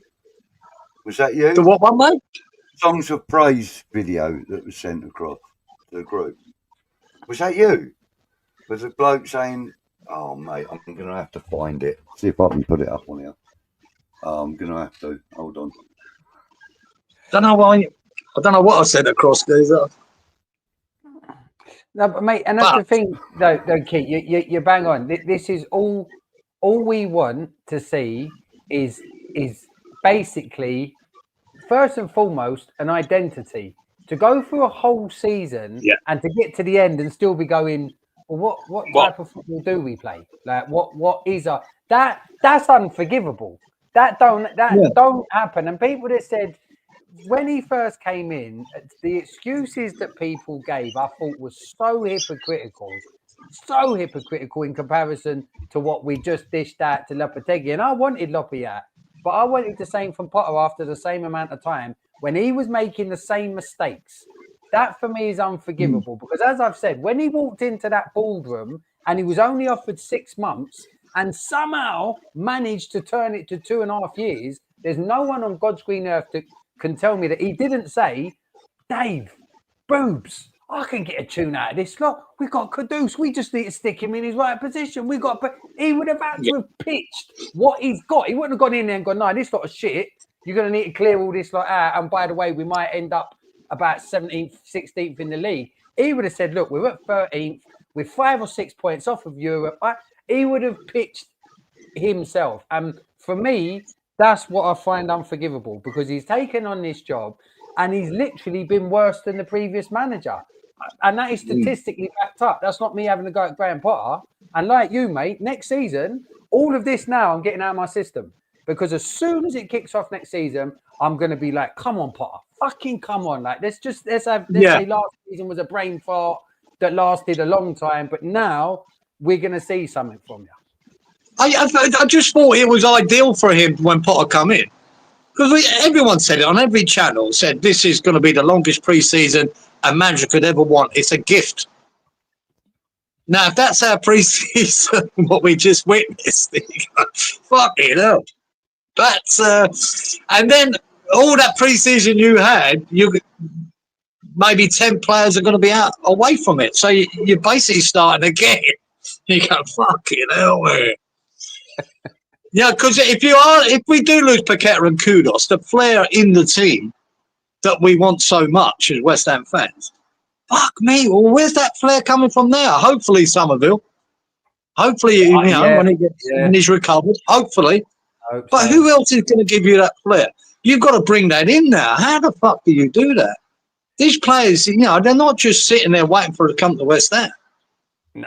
I just don't know how you get that. So I think it's going to be hard for him to impress West Ham fans as a team, as a way of playing football. I think if we're going to see the same sort of apathy to what he's playing, results or not, it's the way we'll be playing. Everything points to it's going to be disappointing, and we're not going to be excited by it. And we want to be excited. Hard to see. And it's moment in time, it's hard to see. But like I said, the recruitment could be everything. The recruitment could be great, and then that could change things. And that's just a waiting game now, isn't it? See. Right. Yeah, this is what I was talking about, Kieran. Good afternoon, ladies and gentlemen, and boys and girls. Today, welcome to Songs of Praise. We're going to start with an old favourite. All things bright and beautiful, all creatures great and small. Tottenham won the Europa League and Arsenal won fuck all. Yeah, I did send that. My mate sent me that. I thought it was hilarious. I sent it to my mate who's a Tottenham fan, and I just got literally a whole page of fucking laughing faces. It's hilarious. Yeah, well, yeah, Anthony would be happy with that. You showed that. Yeah, so the guys have been talking about the new beer deal that's been made for the stadium with Brewdog, an American company. Yeah. And a lot of people are linking that with the possibility of an American takeover, etc. 2 seconds, mate. But I'm not being funny. If this comment is got any growth, any meat on the bone, and charge a tenner a pint, yeah. I mean that is true. I mean, the beer is disgusting in the stadium, absolutely horrid, flat. Poured half an hour before half time, and it's just ridiculous. How much is a pint, Budge, on average? How much is a pint? $8.50, something like that. Oh, fucking hell, bells. I know. I mean, beer around here, where I live in Crawley, it's quite expensive because right next to Gatwick Airport. So we kind of on a par with London for prices. But there are some pubs in London that are cheaper than pubs in Crawley. I mean, I drink Kronenberg or Stella, and in my local, Kronenberg's like $5.40 a pint now, and Stella in another pub not far away is $5.20 a pint, I think now. So it's just ridiculous. It's gone over a $5 a pint for me. You need to do an old school Hammers out here in Spain because it's still $1.50 a pinter. For €1.50, and I don't drink. It should be, mate. It fucking should be. I would definitely be. I'd love to come out there and do a show from out there. We'll have to get that lined up. That'd be amazing. You can't even take advantage of that, Jay. You don't fucking drink, man. What's the matter with you? No. Do you know what it is, mate? Falling over all the way back to his apartment, or do you know what? No, since I've become mate, don't get me wrong. I used to drink, but do you know what I was? I won't drop the C word, but I was the C word every time that would wake up. Forest Gate Nick, Stratford Nick, Brixton Nick, Streatham Nick, because I'm not going to play it down. I was an addict. I had a massive issue with drink, so I've stopped drinking. I don't judge people who drink. It's not because I'm Mr. Healthy, and not at all. It's because I realised I was going to lose everything dear to me because of alcohol. So that's why I stopped drinking. But does it mean that I don't go past fucking Coco Sports? Do you remember the other night where I was in that place? It was a bit noisy, Budge. Yeah, so I was at Coco Sports Bar, and it was like 9:30 and whatever, or in the evening, even later. And I'm seeing, do you know when they bring the glass pitchers out of the freezer and they're steaming with ice? Looks good, doesn't it? I mean, all out. I'm thinking I could headlong dive into that fucker right now and just sniff it up my nose. But no, that's the only reason. But yeah, if we get one over here, mate, I'll still come out. I'll have a non-alcoholic with you, and you can head on dive into a £1, €1.50. What's that? £1.30, £1.35, £1.40. Something like that. Ridiculous. Mate, you'd be pissed on a tenner. Yeah. It's so ridiculous what it costs now for a beer. When you know about probably 80% of that goes in tax, it's nothing to do with what the cost of the beer is. It's just a tax grab. Australia has done the same. It used to be cheap here to drink, and now it's about $15 a fucking pint, right? So, which is about £7. It's crazy. Huh? That sounds horrible. $15 a pint. Oh, God, mate. Yeah, £7. Yeah, it's outrageous. It's outrageous. Or like €8.50 or something. Like that. And we're the most, apparently, someone's just put there, Fresh Fielders put, we're the most expensive in the Premier League.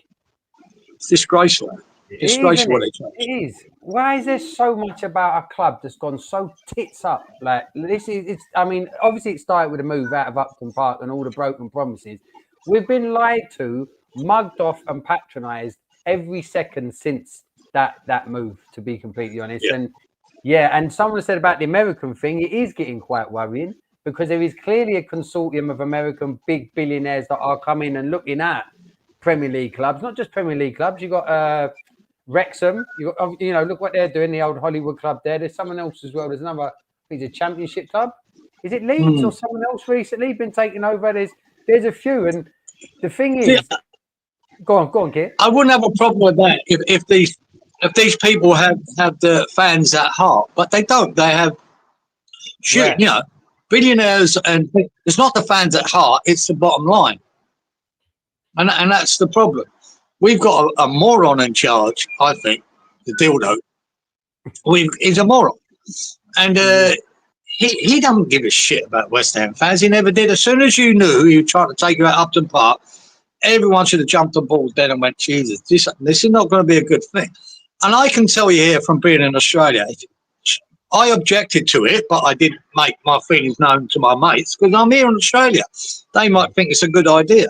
But I know there's a lot of multi-use stadiums here in Australia. If you go to an athletic-type stadium that's made for athletics to play your sport in it, it doesn't fucking work. You're too far away from the pitch. I could have told everyone that then. Don't do it. Don't do it. You especially when you're used to Upton Park, you go there, you're going to be fucking shocked how far away you are from that pitch. You need a pair of binoculars to see what the fuck's going on. Or you've got to look at the big screen for a replay. You didn't have to do that at Upton Park. You could see it right there. When I used to be in a chicken run, right, before the chicken run even got changed, I remember standing at the wall there, right, and we were playing Tottenham, and I hated Tottenham with a passion there. Right, and I remember just in Edinburgh for Tottenham, leaning back on the wall to take a throw, and I got in his ear and I called him a big-nosed cunt, right? And he nearly dropped the ball in the chicken run. Right? That's the difference than you being up in the fucking gods, right? Watching it with a pair of binoculars. It doesn't work. As soon as they done that, people should have fought. But a lot of people got sold the dream. And if it was a proper football stadium, I wouldn't have minded so much. Moving, okay, we moved. The time is done. Upton Park, maybe could have handled it. I don't think I could, but maybe I could. But it weren't. As soon as I knew it was an athletic stadium, I went, no, bad idea. And it seems to be the people that did believe it don't believe it anymore. People that are going there now are not happy because of that. That's one of the big reasons people keep coming up in these chats and other. It's just you're too far away from the action. Hard to generate atmosphere. We could generate atmosphere at Upton Park with 15,000 people in. You saw that at Luton last year when they were in the Premier League. Oh, we're not watching it on telly here. The atmosphere in that little ground was fucking fabulous. Apparently, you have to walk through streets of people's houses and gardens to get into the ground. Yeah. Proper. That is proper. But the atmosphere in the ground, it didn't have to be 60,000. They generated great atmosphere. As we did at Upton Park. We many times went there with 15,000 people. But, depending on the game, it generated atmosphere. You can't do that. It's so hard in an Olympic-style stadium. Yeah. I mean, how many times did you get, or were you close to getting the ball in the face at Upton Park? I mean, like when people were knocking the ball out for a throw-in or whatever, sometimes you had to be pretty careful. And if you were behind the goals and you had someone like Hasselbank kicking the ball at you, mate. Well, here's a little story, right? My brother, I've told the story before. He's a fucking Chelsea fan. We don't want to talk about him. Yeah, but my brother, he was kind of forced to move out of Crawley for a little while, for reasons that I'm sure a lot of us would be familiar with. He got done for football violence at Chelsea, right? And so the police advised him not to live at home, but to go and stay with a family member and sort of like serve your ban and don't go to football and that. So he was like, well, yeah, okay. Well, yeah, family member he chose was me uncle and auntie that lived in Forest Gate. Great place to go, isn't it? So all of the guys that he worked with, because he was a chippy, all the guys that he worked with, all the guys that he socialised with, all West Ham fans. He never actually told them that he was a Chelsea fan, so they used to take him to the games with them. And there was one time he was watching the game, and Clyde Best picked the ball, and it hit my brother square in the face, and he fell over the holding onto the side of the Well done, Clyde. Well done, Clyde. And apparently he got taken off by the physios from the teams. But it was all on Match of the Day as well, apparently. I don't remember. I never saw it. But yeah, it was. How clever is Clyde Best to pick out the one Chelsea fan in West Ham and get him right in the gob? Fucking brilliant. Clyde Best, a fucking genius. He must have known. Fucking hell, mate. I love Clyde Best, mate. It's just gone up in my estimations there. Fucking what? Do you know what? It was Kieran's timing. Not long as that you split stop finished, he went fucking well done. You're getting it. No regard for your brother's broken ankle or anything. That's fucking quality. Oh dear, brilliant. Good story though, Budge. So Budge, basically they was living, from what you said when we was on Tony's thing, they was at the Tilney Road. Then, well, at the top of Tilney Road on Capel Road, where the in the caretaker's house. In that changing room, a lot. Rooms attached to it. Well, he must have drunk in the Forest Gate Hotel, which is where I used to drink. Probably, mate. Must have. I mean, look, once you get up there and you make a few, associates or whatever through work, you're probably going to go to one that's within walking distance, isn't it? It's literally from that front door to the Forest Gate Hotel is not even 40 seconds, literally. I know. It's ridiculous. See, just seeing that comment from Rich. Yeah. Rich, and I think Rich is of our sort of age group. He's right. See that when I first, as a kid, when I was 8 or 9, going to West Ham and standing in the North Bank on the wall, or sitting on the wall, or standing behind that wall. When I first went to West Ham, not only could you hear the ball being hit, my favourite sound was when it hit the net. You could hear it hit the net, and that was just a sound that stuck with me all my life. That wow, because you see a shot coming. And when it got past the keeper, hit the net, that was just a trigger for everyone to go bonkers, But you could hear it, and it's brilliant. It's a sound thing. Yeah. But peanuts, when you heard matey behind you selling these peanuts, throwing them at you, trying to get the money to it for a bag of peanuts. It's just these sounds were all part of the Upton Park experience. Oh, that's fucking quality. Yeah, and also. Like walking down Green Street, and you got the smell of the boiled onions, Gator. Now, Olas, get your Olas. Yeah, the magazine, wasn't it? The fanzine, brilliant. But all the smell when I first went into up the North Bank, and you could smell the grass that had been cut. You could smell it. And the bright green pitch. This all has an effect when you're young. Yeah. You know, that impresses you. It really does impress you. I remember them things. I forget more than I can fucking remember. But I remember that. I remember looking at that beautiful green pitch. Well, for the first few weeks of the season, turned to mud after that. But you can remember a green pitch, the smell of the grass, matey with his peanuts. It was just an amazing experience as a kid. El Chel says some fella came up to him blind drunk like he had been out all day and asked me, was Clyde Best George Best's brother? Yeah, they're twins, mate. Didn't you notice? Different mums and different dads.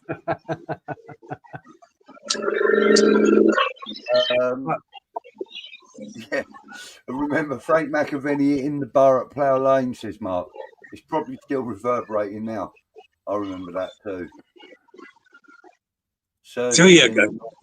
There you go.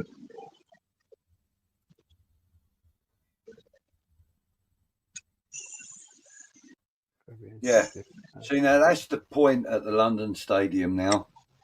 In fact, it's not even as defined as that, Cookie, because, I mean, I'm quite often in the Trevor Brookings stand and you get pockets of people singing West Ham are massive, and this lot down there are singing Bubbles, and you kind of, you know, it's really awkward. Even like little pockets of people just, and it's only really when the music's played by Russ, the DJ, as to when people will sing Bubbles in unison around the stadium. That's so sad, man. There's no cohesion, is there, at all? None at all. Like, and that's the thing. When you walk into a stadium as a fan, that's what you fucking turn up for, isn't it? It's to sing and like just let it all out and enjoy all the banter. So go on, bud. Yeah, no, I was going to say the exception to that rule, though, or to that train of thought, is during European nights in that stadium. Now, there is a hum and a buzz about that stadium on them nights. I've experienced plenty of them in the 3 years that we were there. And I've got to say, although the facilities are still the same, you know, when it rains, fucking toilets are flooded and all of that nonsense. But, you know, there is an atmosphere, there's a buzz about the stadium. And it only takes one person to start singing and the whole fucking stadium will pick it up. You know? I remember these, when I was younger, you know, teenager, there was a fucking battle between the North Bank and the South Bank, slagging each other off for fucking not making a noise. Yeah, you had that as well, you know? You had competition in the thing. You had the chicken run, the West Side, North Bank, South Bank, before we start naming things after fucking players. That's all there was. Yeah. You know, you'd have the West Side doing their bit. We're the West Side, Upton Park. You'd have been South Bank, and have, you know, slagging the North Bank like they're not making enough noise. You know, so it all generates that kind of atmosphere. Right? But the banter at West Ham was the best ever because they'd slag each other off in the fucking ground. I found the best bit when I migrated from North Bank, South Bank, West Side, Chicken Run. Chicken Run was the best. It was fucking mental. As you mentioned the other day, John, when with your good old dad there, right, who's obviously a religious person, and he started hearing the C word, which I use myself. But yeah, it was the Chicken Run, but more of an older crowd in the Chicken Run than the South Bank and the North Bank. But fuck me, they were brutal, absolutely brutal. Ian comes up with a nice memory. He says when Paqueta hit that free kick against Palace, you could hear the net because the crowd for a couple of seconds couldn't. No, he's right. Here. Couldn't believe that went in myself. I was in awe. Yeah. Cockney Rejects. We're the West Side Upton Park. Yeah, mate. That was it. The West Side. I was in there for a while. I didn't like the West Side so much. I've always, because you had a lot of pillars there at the back, and it was all a bit, yeah. I thought the chicken run was a lot easier to see the game and enjoy it. And to have a dig at the away supporters. Ian says he agrees that the crowd versus Sevilla and Leverkusen were electric, but the team was giving us something to shout about. Bang on right, mate. Absolutely. I mean, even the league games, the atmosphere was better in the stadium then than it is now. I mean, I went a couple of weeks back, really didn't enjoy the experience too much inside the stadium. Outside, I did. I remember South Bank, do your job. Them's were the days. They certainly were. Had a lot of dockers in the chicken run, says Eltel. Had a lot of fuckers in there and all, mate, I can tell you. Westside was rocking. We're not the North Bank, we're not the South Bank, we're at Upton Park. Yeah, that's the one. Yeah, it was great to have that competition between each side. It just added to the atmosphere, you know. Mm. We're fucking better than you. The West Side thought they were the bollocks. You know what I mean? Yeah, Alex says our away days have always been good, and I can testify to that. I went to Brighton last year when we beat them 3-1 at Brighton. The atmosphere in that stadium was fucking brilliant from minute one.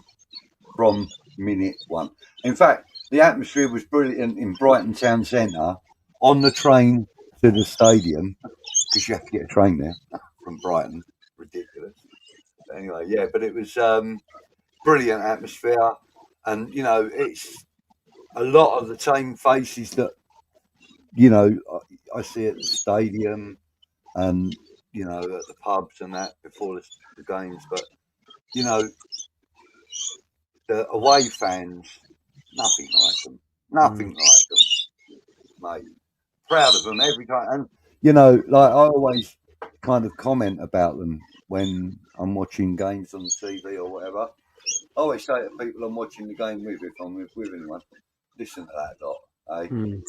I'm forever blowing bubbles. I mean, you don't get Man United singing like that, do you? Or you don't get Arsenal singing like that. Oh, Arsenal ain't got any songs. Sorry, I forgot about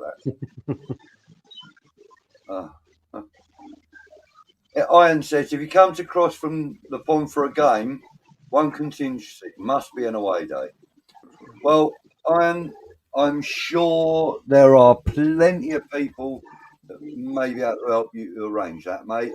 Unfortunately, I ain't able to help anybody get tickets anywhere. I remember with our faces on the thread because we didn't want our mums to see. That's right. I remember being on the pitch against Man United. I remember when they spilled on the pitch, Rich.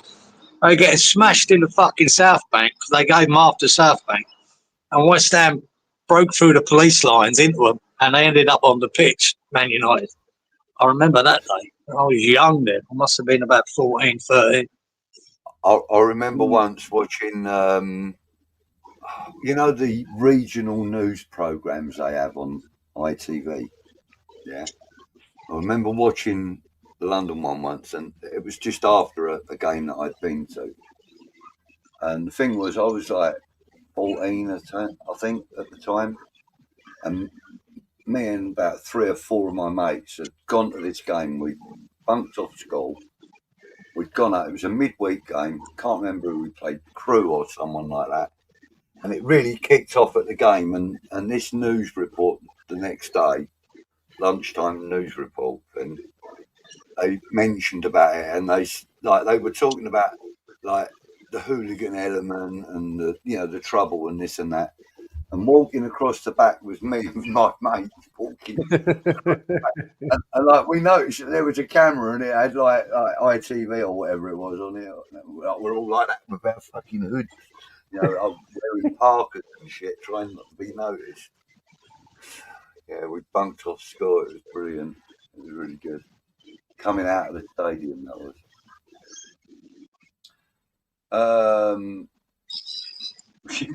Yeah, what about when the gates used to open 5 minutes from the end and all the kids ran in to watch the end of it? Yeah. What's that? The corner. When the gates used to open 5 minutes before the end of a game at Upton Park, and all the kids would run into the corner and watch the end of the game. Yeah. Used to be about a dozen or more of them, didn't there? When Brighton this year, we were massive despite the last 10 minutes. Yeah, Rich, yeah, it was a shame that, wasn't it? Got mugged off at the end. You guys knew what it was like from the 70s to the 90s. What an atmosphere. Absolutely, Alex. Alex, yeah, mate. Yeah, we grew up with that. And that's what makes it hard now watching it. If I'm watching it here on telly, I don't hear that atmosphere. I don't get it. It just doesn't seem to. Because like what Jay said earlier, mate, geez, a lot of times at Upton Park we were shit. Absolutely shit. But the atmosphere was still there. The crowd was still there. It was so much more enjoyable. That was the point, you know. And well, we loved that day. We looked forward to it, you know, every 2 weeks, mate, to turn up there. It's as simple as that. I'll tell you my best day we got into the South Bank. My best day in the South Bank was it was the FA Cup 1980 quarter final against Villa, and I think they'd given Villa supporters the whole of the South Bank, and about 100 of us managed to get in there, right? And we're behind the goal, right? Just behind the goal, about 100, 150 West Ham fans amongst the Villa, and then the police had worked it out that shit, you shouldn't be in here, but they didn't fuck us off. There was too many of us, right? So they just put a little cordon of coppers around us. And Ray Stewart scored the penalty right at the end for us to get to the semi-final of the FA Cup we eventually won. Yeah. And on the TV, you can see when that ball goes in, us behind the goal going bonkers. And then all these bottles and coins started coming at us. And then everyone turned around and said, righto, let's fucking go. And then the final whistle went, and everyone from the west side just jumped on the pitch, started coming towards the South Bank to help out. And the Villa supporters just disappeared down the fucking stairs and out the fucking South Bank. And it was a fucking great day. Great day to be amongst all them Villa fans, right? Abusing the fuck out of you. And we beat them and got to the semi-final against them. Great day. Yeah. Great day. I mean, there are plenty of ex-players that never played for West Ham that always used to say, you know, coming to Upton Park was always a tough day, you know, especially if you got anywhere near the chicken run and so on and so forth, you know, that even like, you know, old players, they acknowledge it, you know, away players acknowledge that it was intimidating. And yeah, big nose CUNT. I love it. I love it. Yeah, they were fun days. Fun days, scary days at time, but fun days. Yeah. Right. Anyway, listen. The season is over. We are not going to be doing transfer rumours and stuff on this show, but we are still going to be doing this show. So, unless it's Mbappe. Mbappe, we might mention him. We're going to do our own little version of Tales from Upton Park, and we're not going to call it that.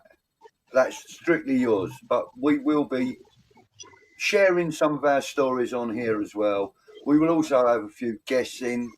I'm hoping there's a little list of ex-players I'm hoping to get on. So we can do Q&As with them. And you got an ex-player. Goes on here. Not like that. If I can persuade Russ, I'm going to have a look in his little phone book. Pick a few names out. Nah, he won't. But, next week, just look in the comments there, boys. If you got anything you'd like us to talk about, put it in them comments, right?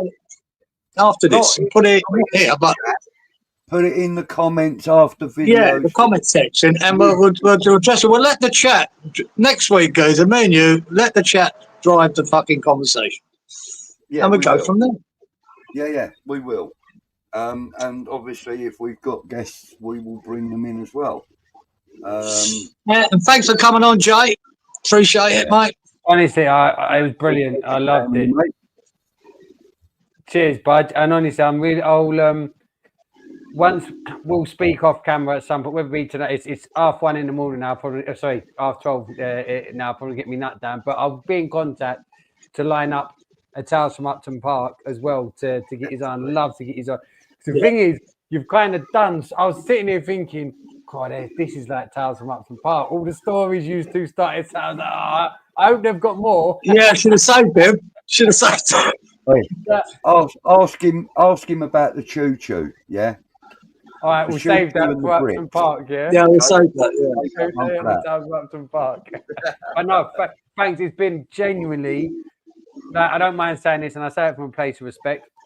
Like, throughout my whole life, the one thing that, even when shit was bad, that always seemed to be away from everything else, and that's transpired to be the same as I've got older. You know, with West Ham, I'm not a dad, I'm not a husband.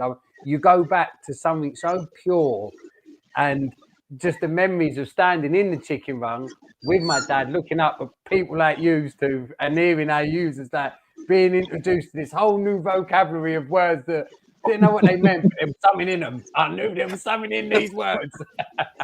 And yeah, it's been a pleasure just sitting here listening and being part of tonight's conversation. Because for me, this is the whole West Ham way thing. Like, that's what we've got to keep it alive somehow. And even if it's just by talking about it, I try to tell my son all the time. He's 14.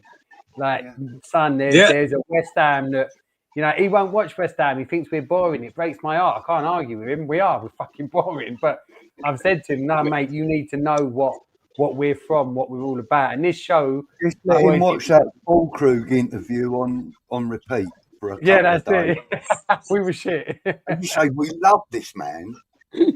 Man, he's the future of West Ham. And he'll go, right, I'll get it now. I might sign into it then, yeah. Yeah, thanks, lads, though. I've been brilliant. Pleasure, loved it. And thanks for people in chat as well. The comments are fantastic. We're lucky we've got a good chat in here. They're really good lads. And they do take the piss and have a laugh, and that's what we try to do. We don't take everything too serious. We know how shit we are. We know how much dire it might be for next season, but let's just have a laugh at it, man. Fuck me, what else do you do? Fucking worried about it every day. Very good. Right, brilliant. Right, Jay, thanks a lot. I'm going to do the wrap up. I'll kick you out. You ain't got to worry about leaving. Thanks so much for coming in, mate. And cheers, Jay. Real soon. Brilliant. Thanks, lads. Have a great one. Cheers, at a reasonable hour tomorrow. Take care. All the best, Jay. Take care. Right. Don't forget, guys, also that there's going to be plenty of other content on the channel. Russ has got a few interviews lined up, so keep an eye out for them. He's currently on holiday, so nothing coming up this week, perhaps not next week. Anton's got plenty of stuff coming out. I did notice Russ did a cheeky one from holiday yesterday. So you'll still be getting lots and lots of content. Holly's been doing the Hammers headlines, so, keep watching that. Keep your notification bell lit up so that you get notifications for all of that. Kieran and I will be back at the usual time next week, 10 p.m. English time, 8 a.m. for him. Yes? No. 7 a.m. 7 a.m. for you. Yeah. Fucking donut. You really are. When it comes to when you get back to winter, guys, and your clocks change, we'll be back to 8. Yeah. Then maybe then would be a better time to do it half hour early. This morning, then. What's that? It was a 6:30 start for you this morning, then. Yeah, exactly 6:30 start. Which, if I know about it, I can get up that much early. I've got to go do me morning ablutions and all that, geezer, and then I'll rushing around then. There I am thinking, it's all right, it's 7:30, he's all right, he's on his third cup of coffee by then. No. Mate, the sun's just coming up at 6:30. Oh, God, I've not had me teas in. No, and I've got to splatter the toilet and all that first. Brilliant. Not that anyone wants to hear that, for sure. I've missed quite a few of the comments, but yeah, look, we love Holly, says Alex. Yeah. What's more deadly, shark or crocodile? Should be Kieran's question. Well, it depends, really, because a crocodile can get you on land. So I would say a crocodile is more dangerous. Yeah, no, well, it's not often they attack people on land, but the thing is, there's more shark attacks because there's more people in the waters all around Australia. There's more shark, loads more. More. If you're in the creek or in that river, mate, they're deadlier. If they bite you, the chance of you surviving are very rare. If they grab hold of you, so it depends how you look at it. Yeah. Cookie saying, what's this early shift, lazy wankers? We've been on since 9:30. Take care, everyone. Says Rich, thanks for having me on. You're welcome, Jay. Not a problem at all, mate.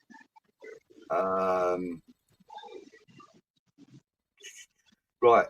I want to leave everyone in the chat on my show coming soon when I get subs, but don't sub on the premise. I'm posting this genuine love for the channel. Well done. Let us know when that is, Iron. Yeah, let me know, Iron. You can get hold of me, private message me on Facebook, Budgie Green Street. Do that. Let me know who you are, though. Because if your name's Fred Harris or something, and I won't know it's you, so let me know it's you. And we will definitely promote it, son, so that you can get a few views.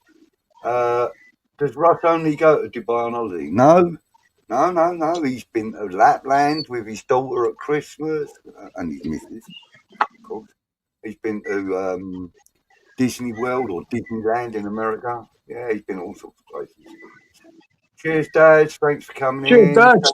Andy. Thank you, Iron. We'll get you on soon as well if you want to come on, Iron. How do you spell it again? Right. Well, look, I'll tell you what.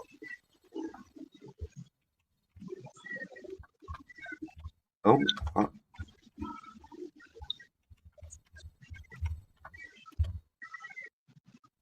There you go. It's in the chat. Like that. That's how you spell it, mate. You can find me on Facebook. What else have we got? Backhand. What's that all about then? Salute to you, gentlemen. Thank you, Ian. Cheers, Iron.